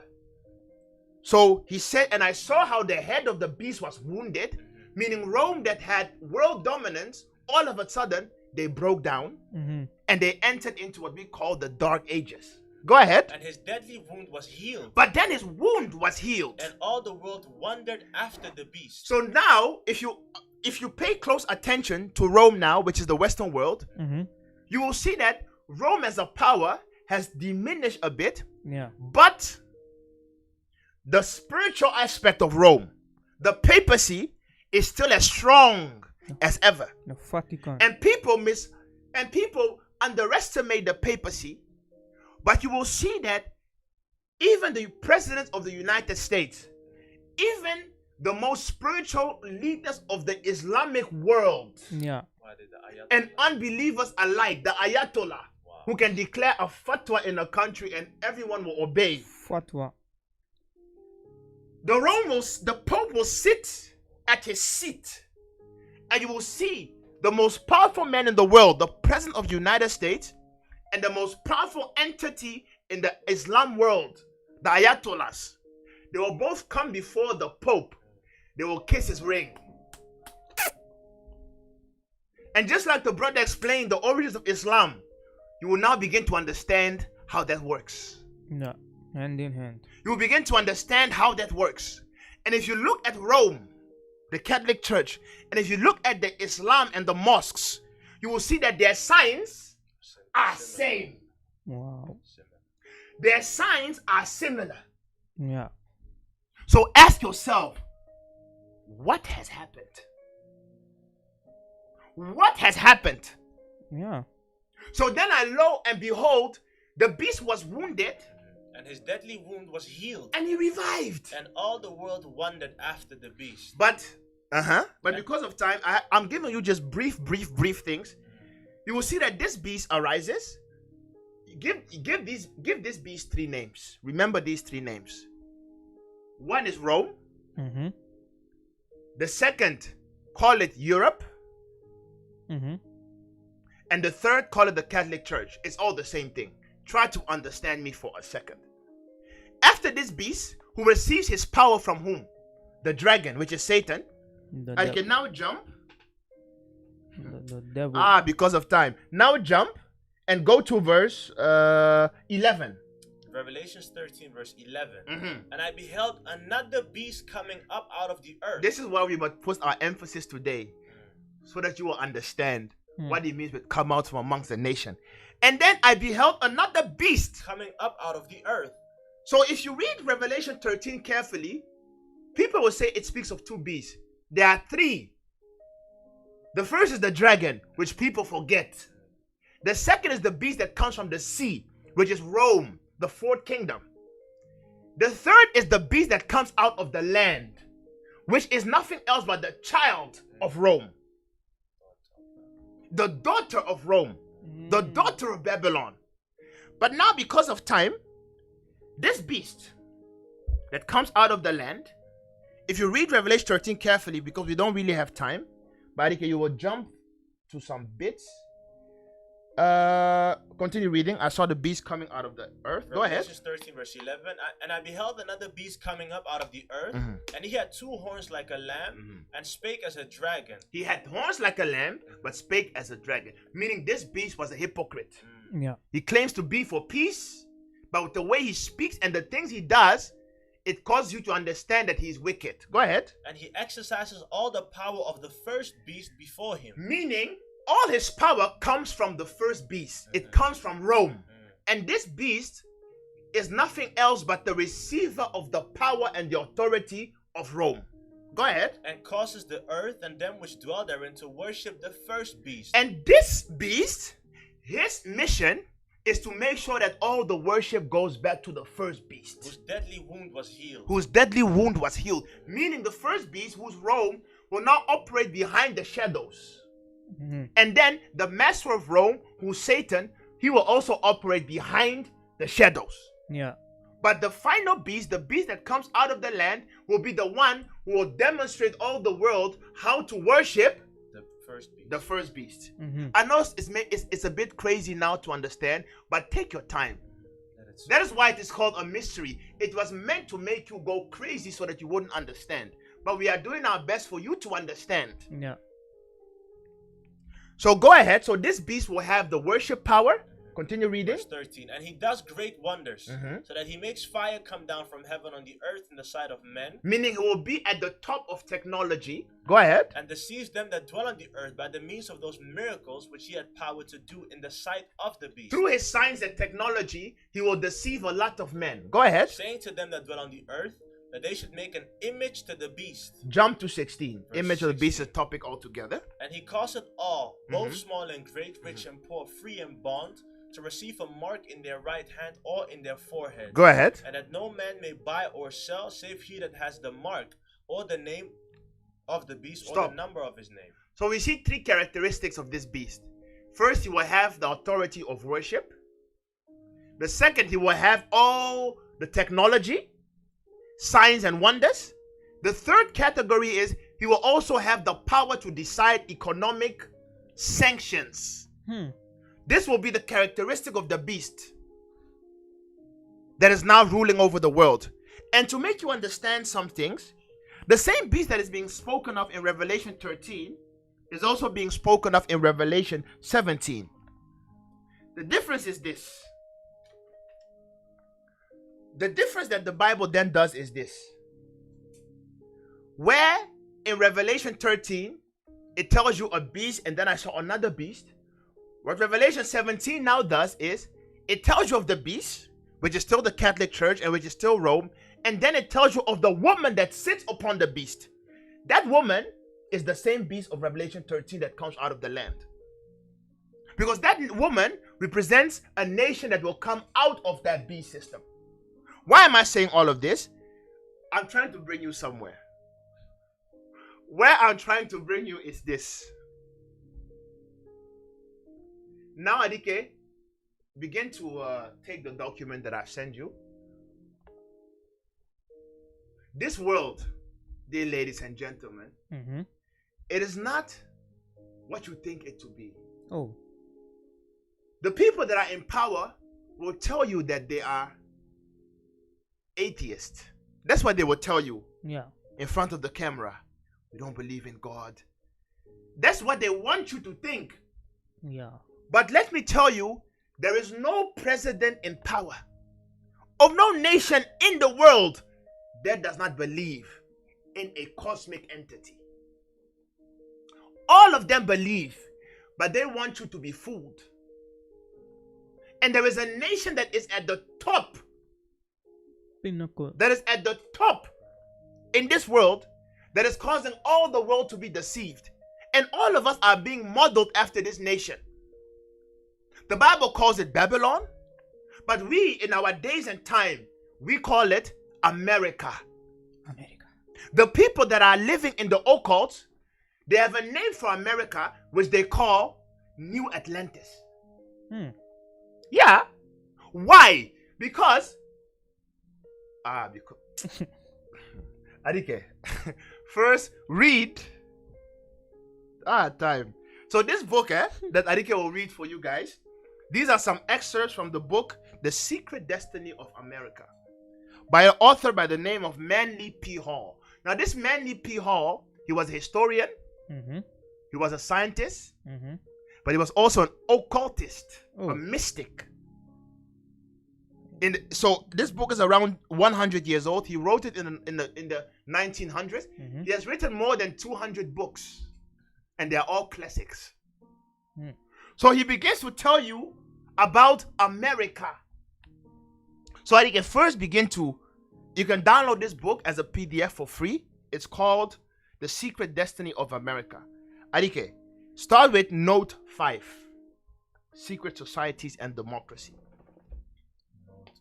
If you read this book, you will begin to see America in a different light. And if you then begin to compare with scriptures, it will make sense. So, note 5, Secret Societies and Democracy. Read this. Today's thinking towards the democratic world state is neither a new trend nor an accidental circumstance. The work of setting up the background of knowledge necessary to establishing of enlightened democracy among all nations has been carried on for many hundreds of years by secret societies. Go ahead. Secret societies have existed among all peoples, savage and civilized, since the beginning of recorded history. Since the beginning of recorded history. So we read that story of Nimrod and all of them. Go ahead. The esoteric organizations of ancient times were for the most part religious and philosophical. In the medieval world, they were philosophical and political. So what is he saying? He's just telling you how they have taken on different identities, but they are adhering to the same things. What they used to call spiritual in those days and occultic, now they call it philosophical. So now, instead of them to say we worship Nimrod, they will say we adhere to the teachings of Socrates. So in the medieval world, they Yeah. are philosophical and political. Yes. In the modern world, they are political and social. So after that, they say we adhere to the teachings of Plato, teachings of Socrates. Then years later, they are like we adhere to the teachings of Karl Marx, the father of Marxism. And they will say we adhere to the teachings of whom? Of what was his name? Freud Young, the guy who they idolize as God. He's the father of modern psychology. He was the one who made the statement and said God is dead. Now men must look from within and find within him the Ubermensch. So guys, why am I telling you all of this? It's because this world, it is playing with your mind. It is playing with your mind. So he's telling you the progression of secret societies. First they were priests, spiritual ones. Then they became philosophers. Plato, Socrates. The same Plato and Socrates, there is a book he wrote, In Pursuit of the New Atlantis. And he prophesied, being a philosopher, and said that we must look beyond the West and find that blessed isles of the West, where we may establish the zenith of the perfection of democracy. What they call democracy today, what they are telling you, yeah, we are living in a democratic world. Don't be fooled. That is why Elohim was never for a democracy. Elohim was ruling by reason of selection of kings. Because democracy means the rule of whom? Of the people. Yeah. But Elohim's rule, it was never to be the rule of the people. It was to be the rule of Elohim through his chosen servants. So Plato in his time, thousands of years before, said we will look beyond the blessed isles of the West so that we may establish a new Atlantis. What was he referring to? He was referring to the world before the Adamic flood. So what they then did is all of these people that are in cahoots, that understand this mystery language, they began to look for a nation that would find, in which they would find expression to dominate the world and propagate their agenda of democracy. Mm-hmm. Just to support all of this. That's why you have to read this book. It will make so much sense. So now, Arike, jump to verse note 6. Note 6. Secret societies and symbolism. So note 6. Secret societies and symbolism says the rise of the Christian church Listen. broke up the intellectual pattern of the classical pagan world. By persecution of this pattern's ideologies, it drove the secret societies into greater secrecy. The pagan intellectuals then reclothed their original ideas in a garment of Christian phraseology. This is a occultic person 100 years ago. He's telling you the secrets. That because of the oppression, they had to hide in plain sight. So they took on the garment of Christian phraseology, Uh-huh. but bestowed the keys of the symbolism only upon those duly initiated. You see? So you will see the Pope. He says he presents Christ, but he will have a stick of a broken cross. He will have the mitre of Dagon. Behind him, he will have the crescent moon, the stars, and the sun. And then you will see a woman with the rays of the sun. You are looking at it, but you don't understand. They are speaking to you in plain sight. But because you are the profane, they know you are a fool, a kettle. You don't understand. But those that are in cahoots and that understand the mysteries, they can dissect the codes and they're like, these are our brethren. Yeah. That is why you see behind closed doors, the Pope, the Ayatollah, the President of the US, they can sit and chat about life because all of them are in pursuit of the new Atlantis. Continue reading. But they bestowed the keys of symbolism only upon those duly initiated and bound to secrecy by their vows. Go ahead. Part of the Dionysian movement migrated eastward to build the empire of Islam. Am I saying this? What? Am I saying this? No. Did I put it in that text? He's telling you, apart from taking on Christian garments, they also, so the Christian garments were towards the west, Africa. The Islamic garment was towards the east. So what they did is they adapted. If we can't conquer you with this one, we'll just find another philosophy to make you think that we are with you, but we are not with you. So then they took on the Islamic garment. Go ahead. So part of the Dionysian movement migrated eastward to build the empire of Islam, with each stone in mosque and palace bearing the mark of the master masons. You see? That is why, once again, be it a mosque or a Catholic church, the symbols are the same. He's explaining to you why. Because they are all part of the same brotherhood. In this book, he calls them, what does he call them? He calls them brothers of the quest.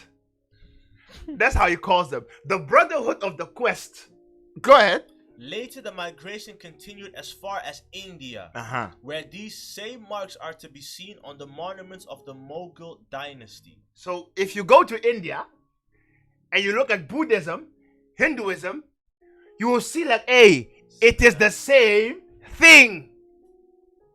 So he's telling you that every religion under the sun, every nation under the sun, they subscribe and adhere to the same order of secret societies. Go ahead. In early development of Europe, the Dionysians became the guild of the cathedral builders. They signed each stone with the secret symbols of their cult, and into the intricate carvings of church and chapel, they worked the old pagan figures and designs. Many guilds sprang up, binding skilled craftsmen in... For now, you have to jump to another part. But you guys are hearing what the guy is saying. Then, let's jump. And let's look at the role of America and why do I want to speak about America for a brief second before we conclude. Then why are they undertaking this great objective? In their world, they call it the great work. Give me note 2, the great work. So note 2. Read what it says there. Note 2, the great work. Which starts with thousands of years ago. So thousands of years ago, Yes. in Egypt, these mystical orders were aware of the existence of the Western Hemisphere and the great continent which we call America. The bold Am I saying this? Go ahead. The bold resolution was made that this Western continent should become the site of the philosophical empire. Just when this was done, it is impossible now to say, but certainly the decision was reached prior to the time of Plato, for a thinly veiled statement of this resolution is the substance of this treatise on the Atlantic islands. You see, Plato wrote a text and he was always talking about we must reach Atlantis. And people were reading like, what's this of man? He understood what he was speaking of.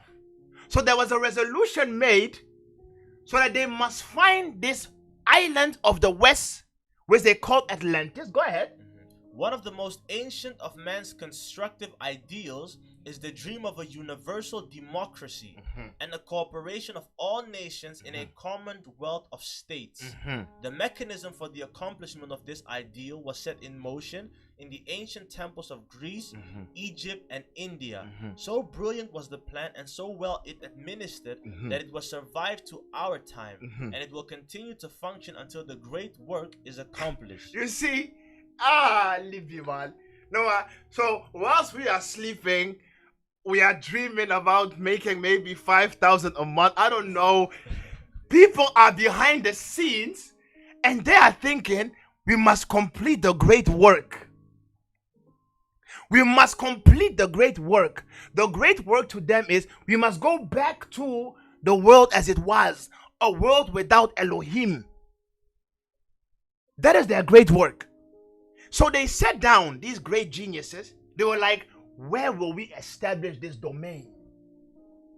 So all of them were in pursuit. Like, where will we establish this domain?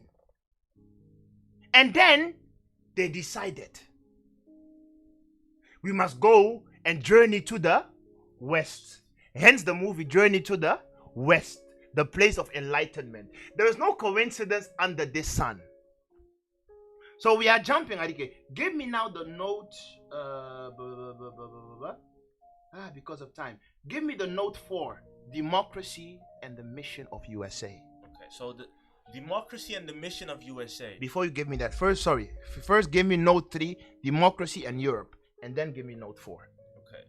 So democracy and Europe. It was the rise of the democratic dream in Europe that supplied the beginning of Western civilization. Now this Europe, as I said, is Rome and is the first beast. It's Europe. The 10 families coming together, the 7 horns, it's Europe. Yes? Don't forget that. Go ahead. Those in search of a promised land turned to the west. So they were in Europe, seeking for a promised land, turning to the west. Go ahead. Here was a virgin continent populated only by nomadic Indian tribes, a vast territory suitable in every way for the great human experiment of the democratic commonwealth. You see how they call it? They called it the great human experiment. So all the greats of Europe, they were like, Europe is contained. Let's find another virgin island. Then they stumbled upon America and they decided to experiment. Like, let's try to make our utopia, our hell on earth.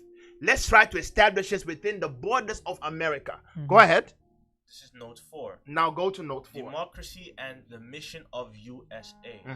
If in a comparatively short time, many racial streams have met and mingled, and a new race has been born, the American race is not one to be determined by an analysis of blood or the proportion of the cranium. Americans are a race determined by the measure of a conviction, set apart by that conviction. It is the conviction that human beings are created free and are entitled to equal opportunity to perfect themselves in life, liberty, and the pursuit of happiness. Are these not wonderful statements? That this is what they call the American dream. Wonderful. And if you look at America, you will see America does not consist of one nation.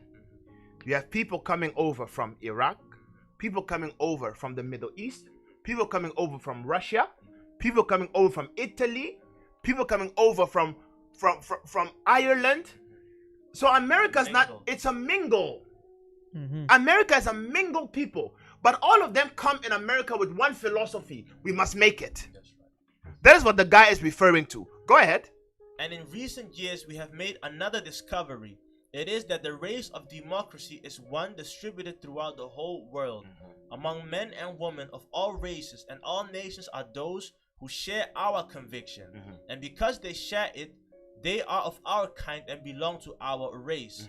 In this realization, we mark the beginning of world democracy. The beginning of world democracy. So what they wanted to do is use America as one, perfect democracy in America, and then propagate the American agenda throughout all of the world. Go ahead. Wise men, the ancients believed, were a separate race, and to be born into this race, it was necessary to develop the mind to a state of enlightened intelligence. Go ahead. The old philosophers taught that physical birth is an accident, for men are born into various races and nationalities according to the laws of generation, but there is a second birth, which is not an accident. It is the consequence of a proper intent. By this second birth, man is born by enlightened intelligence out of nation and out of race into an international nation and an international race. It is this larger and coming race that will someday inherit the earth. But unless a man be born again by enlightenment, he shall not be part of the philosophical empire. Our age of gold will pass, and someday the golden age will come again. A future greatness is right now casting its long shadow across the face of nature. With each passing generation, the responsibilities of the American people will increase. More and more we shall be looked to as a source of courage, strength, and hope. And it will be in this way that we shall fulfill the destiny for which our nation was created by dreamers of long ago. From beyond the blessed isles of the west, must come the fulfillment of the promise of the ages. You see, that is how they see America. That is why America is known as the champion of this world. That is why, as we told you already, this world is under the governance of the enemy. And the champion of the enemy is America. America is its anointed prince. It is through America that he wants to propagate all the philosophies that we call abomination today. And the Bible speaks of the same thing. And he says that Jeremiah 51:7. Now we will go back. I think we will need an additional 15 minutes. 15. So that's 12 to 15. I hope they will do it. So Jeremiah 51:7. Read. Jeremiah 51 verse 7. Babylon had been a golden cup in Yah's hands. She made. That made all the earth drunken. So they think that they are doing the great work, but not knowing that it is all orchestrated by Elohim. It is all orchestrated by Elohim. And when it says she had made the nations drunk. The nations have drunken of her wine. Therefore the nations are mad. What is meant by that? Now go to Revelation 17. Revelation chapter 17. 17 and from verse 2. No, that's the judgment. No, just give me just give me verse 3. Revelation 17 verse 3. So he carried me away in the spirit into the wilderness, and I saw a woman sit upon a scarlet colored beast full of names of blasphemy, having 7 heads and 10 horns. So you see, it is the woman sitting upon the beast. Woman is America, and that woman also represents a city. So this woman is America. She sits upon the beast. Go ahead. And the woman was arrayed in purple and scarlet color, and decked with gold and precious stones and pearls, having a golden cup in her hand full of abominations and filthiness of her fornication. So this purple and scarlet, these are usually attires worn by both kings and priests. So you will see this woman, she has spiritual powers, and she has royal or authority over the world. Political. Go ahead. Verse 5. And upon her forehead was a name written, Mystery Babylon the Great. Why is she called Mystery Babylon? As I told you already, the first attempt of unifying was done under Nimrod. Nimrod was the king of Babel, meaning Babylon. Now behold, years later, the prophet is saying, this Babylon never died. For behold, Mystery Babylon is yet with us. You see, it means the same ideology of then is being passed on through their symbols, secret languages, up until this day. And the same people that are now in power, they adhere to the same teachings of then. So now behold, this woman, whom the Bible identifies as Mystery Babylon, who is nothing else but America, will do what? Go ahead. Mystery Babylon the Great, the mother of harlots and abominations of the earth. Why is she the mother of harlots? This is twofold. As I told you already, because they wanted to use America as a hub to spread all the doctrines of wickedness. Yeah. That is why she's the mother of all of them. Because if you look at the world today, the world always follows where America goes. Every youth is fed by Hollywood.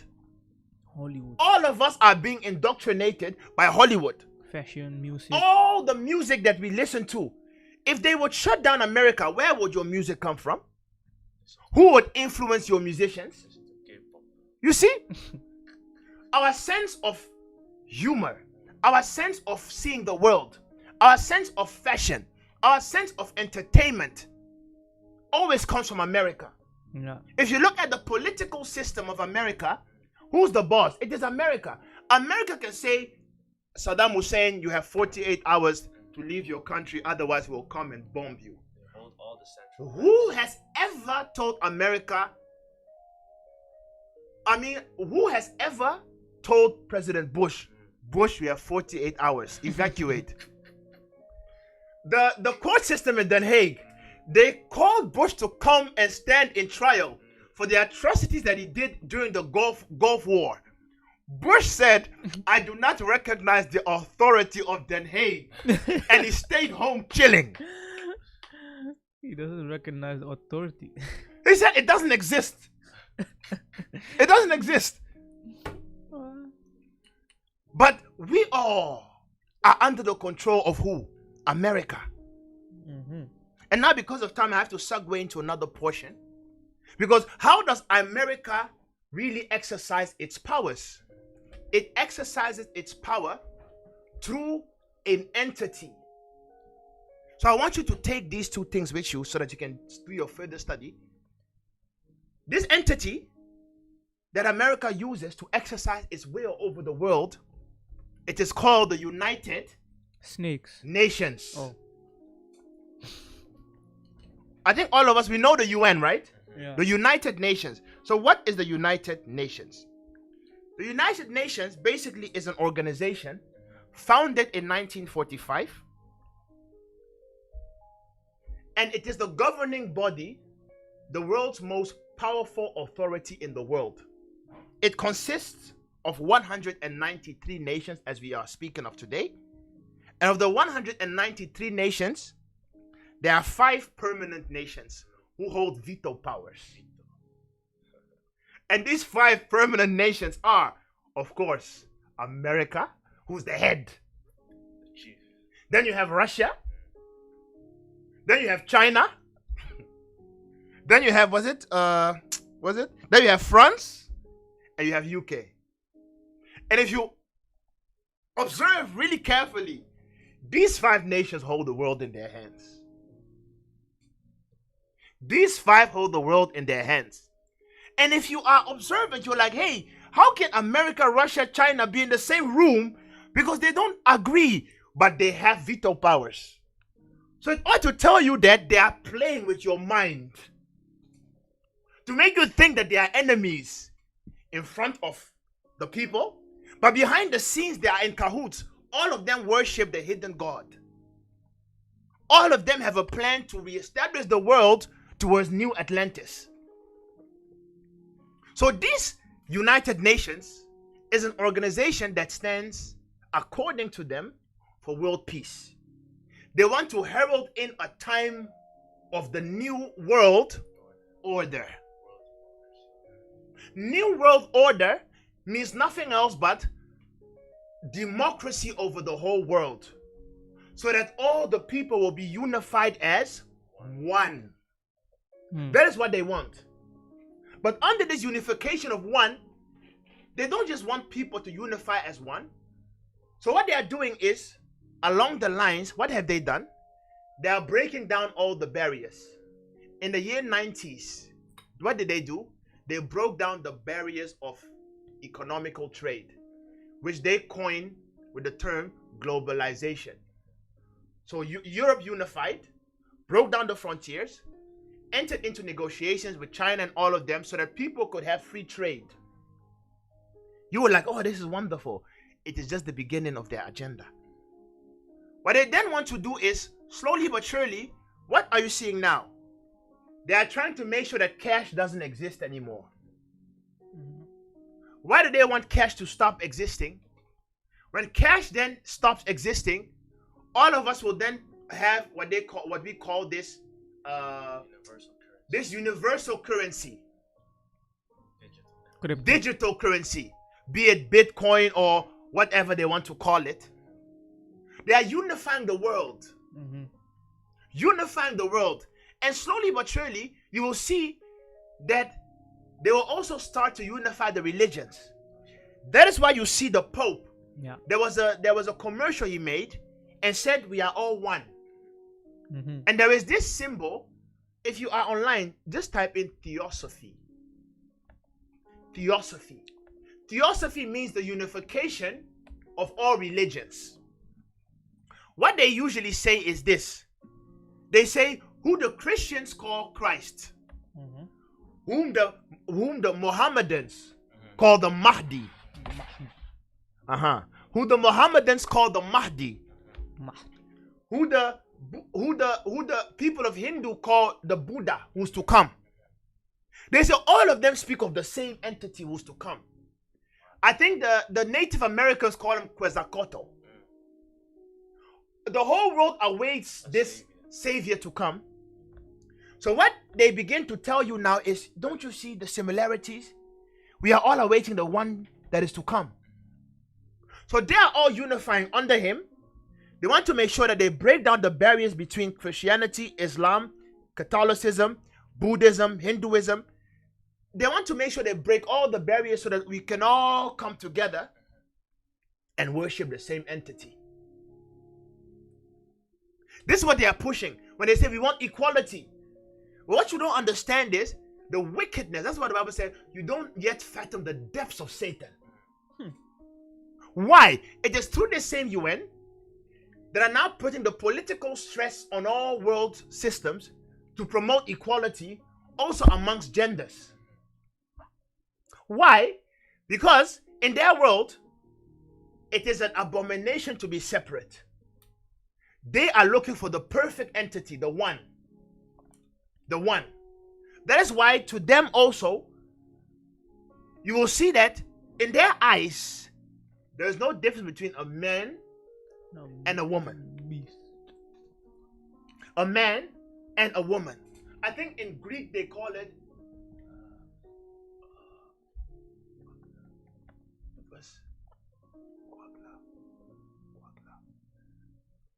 I forgot. It's something called like quagla something, which means to unify all into one. That is why you will see in this world, they worship this entity called the Baphomet. The Baphomet is a crossbreed. Yeah. It's a hermaphrodite, but it's also an animal and a humankind. It is an angel and a spirit. It is all mixed into one. That is the Atlantic world. That's what was happening around that time. So they want to bring it back to the point where now it is through the United Nations that America and all these nations that are now combined are putting pressure on the whole world. Because if you look at it very carefully, they are the ones that decide trade. So an African can find a diamond in Nairobi, Kenya, but he doesn't have a clue how to process the diamond and he doesn't know the value of the diamond. So he has to go to the West, and the Westerners have to decide how much that stone is worth. If you don't want to play along with them, they will block off your country, they will put economical sanctions on you, and they will prohibit you from doing any type of trade. Mugabe decided to dispel all the farmers from Zimbabwe. When they left, the country was in an economical crisis as has never been before. To the point where now, if you are in Zimbabwe, you want to buy a loaf of bread, you need at least a car filled with money because the currency is zero. I think it was Hungary a few weeks ago. They decided to stop the promotion of gay education in schools, etc. And the whole of Europe were angry. They were like, this is wickedness. Banana. So to them, good is evil, evil is good. And under the UN, if you are now saying things like gayism, etc., is wrong, they will say you are oppressing mankind. You see, that is the UN for you. And because of time, I don't have time to go into Miskin. Yeah, let's further develop it because we have the time. So this UN is promoting what? A one world order, one central governing body, one economical currency, one political system, which is democracy or Marxism. They also want to promote one religion. Slowly but surely, they are building towards that. That is why it was essential for us to show you. What was the topic we had last month? I mean, months before this. That's why we had to show you the falsehood of Christianity. To tell you that be careful. You are not safe under no religion. That is why we always speak against this world. But when you speak against this world, people will get angry with you. They'll be like, yeah, you are here to separate us. Of course I'm here to separate you.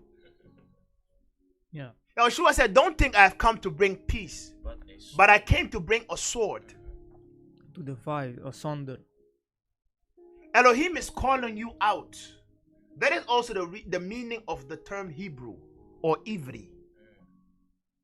It means one who crossed over from this world to the next. You cannot be part of this world and think you will survive. The way this world is going, under the banner of America, the pollution that is taking place over every nation, you are not safe. You are not safe. The people that are in power, they have lied to you and they will all keep lying to you. That's why if you look at America, who claims to be a Christian nation, who claims to be a nation that wants to promote democracy, have you looked at the $1 bill? How does the $1 bill look like? With an Illuminati sign. The $1 bill, when you turn it around, they say, in God we trust. Of course they trust in God. But the God they trusted is not the Elohim of the heavens and the earth. They trust in their God that ruled over them before the time of the flood. If you look at the $1 bill, you turn it around, you see a pyramid, coded language. And then you see the pyramid, and on top of it, you see an illuminated eye. When you read this text, written by this occultic scientist, he said, we all seek for the enlightened ones. Yeah. That's all it means. So what they say is that we who believe in the Bible, they call us fools. They say we are close-minded. They say we have to rid ourselves of the shackles and the bondage of this evil God that wants to put rules on us, that wants to oppress us. We have our own God. So in their world, their God, that's why they call their God Lucifer. No, loose. They call him Lucifer. In Greek mythology, they call him Icarus. The one who brought light to the world. They worship Lucifer because Lucifer came to loose you from the shackles of this wicked God. So they call him. Yeah. So they call him.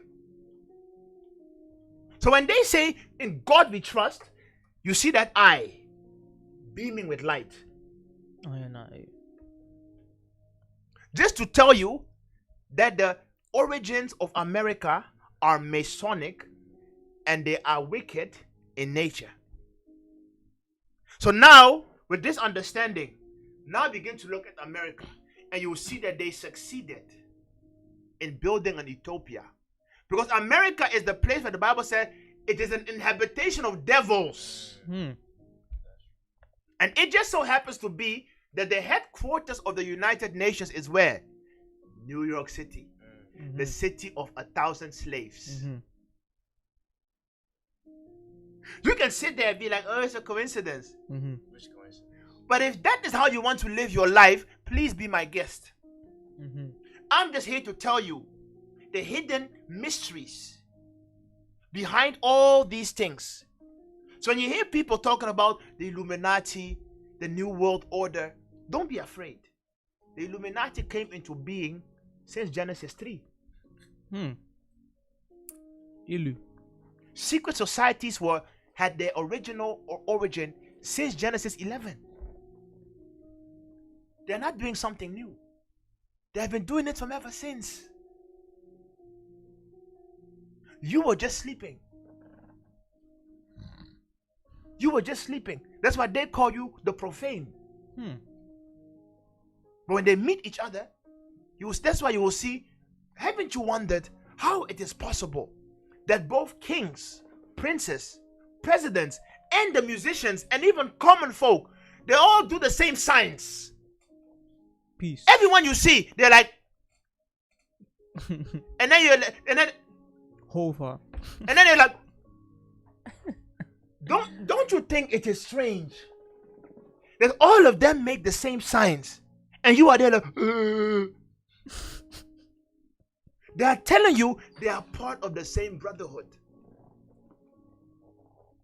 They are part of the same brotherhood, Gang sign. and they want to rule the world.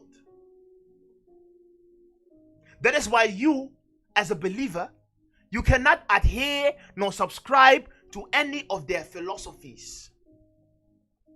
They are pushing the philosophies of equal rights. They are saying that they are equal rights, but look at the modern black man and the modern white man and tell me that they are equal rights. You won't find it. This same UN, they said they intervened in the Middle East to bring peace in the Gulf War, but they went there for oil. But when it was time in Ethiopia to intervene, they were like, no, it can't possible. It can't possible. When it was time for Rwanda, they were like, no, it can't possible. Because there was nothing there. There was nothing there.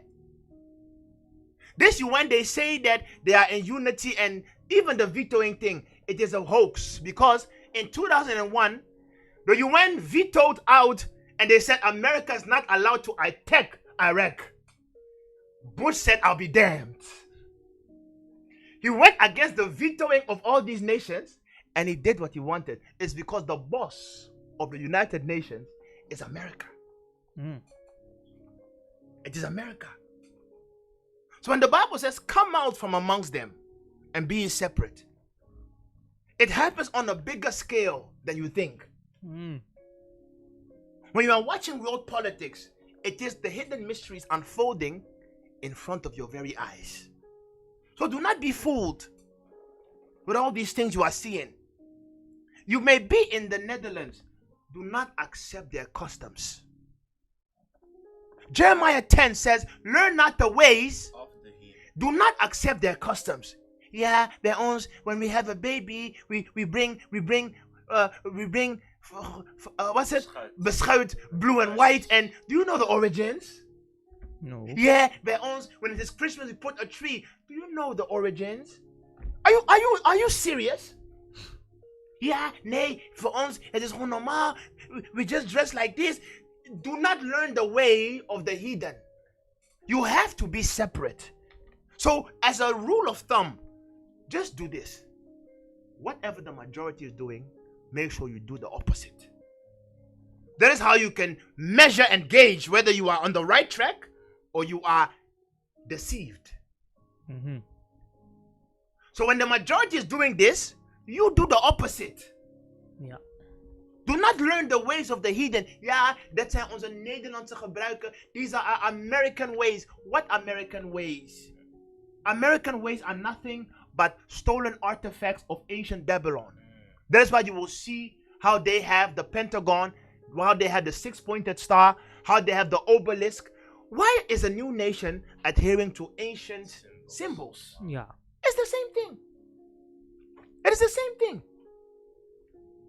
So people, please, do not be fooled.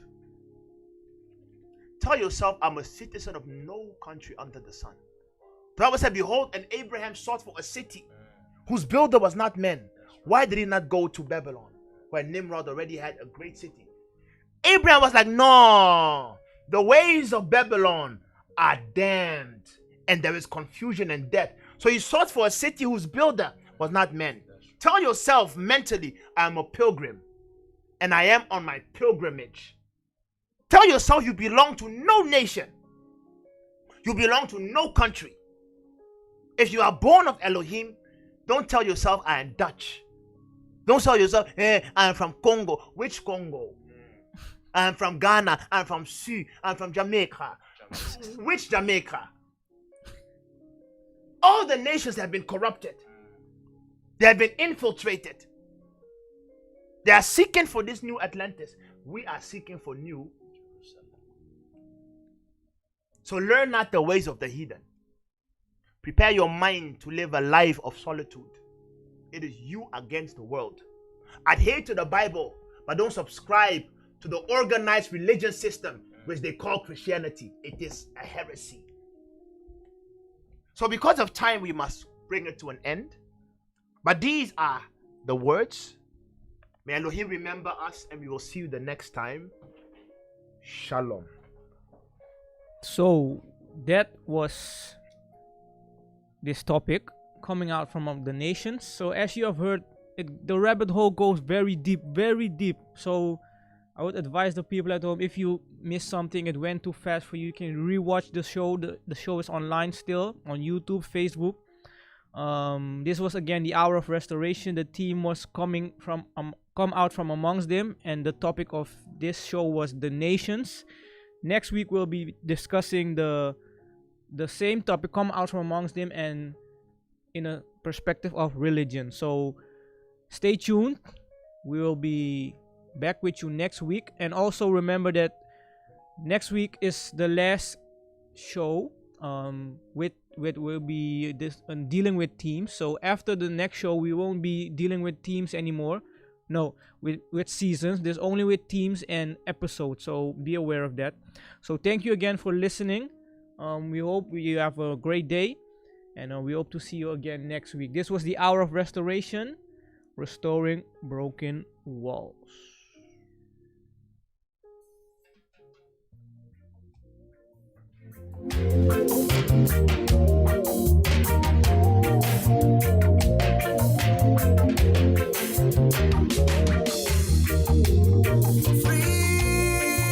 Freedom fighter standing on a mountain in a foreign country, trying to send a message to his people back in the ghetto. He had a home one time, love of a girl, but he left all that behind. Oh yes, I can hear it clearly as he whispers in the air. His voice came out loud and clear. All he asked for was a prayer, and as he turns to walk away, he said, I'm still here in the house of exile for the love of the nation. I'm still here.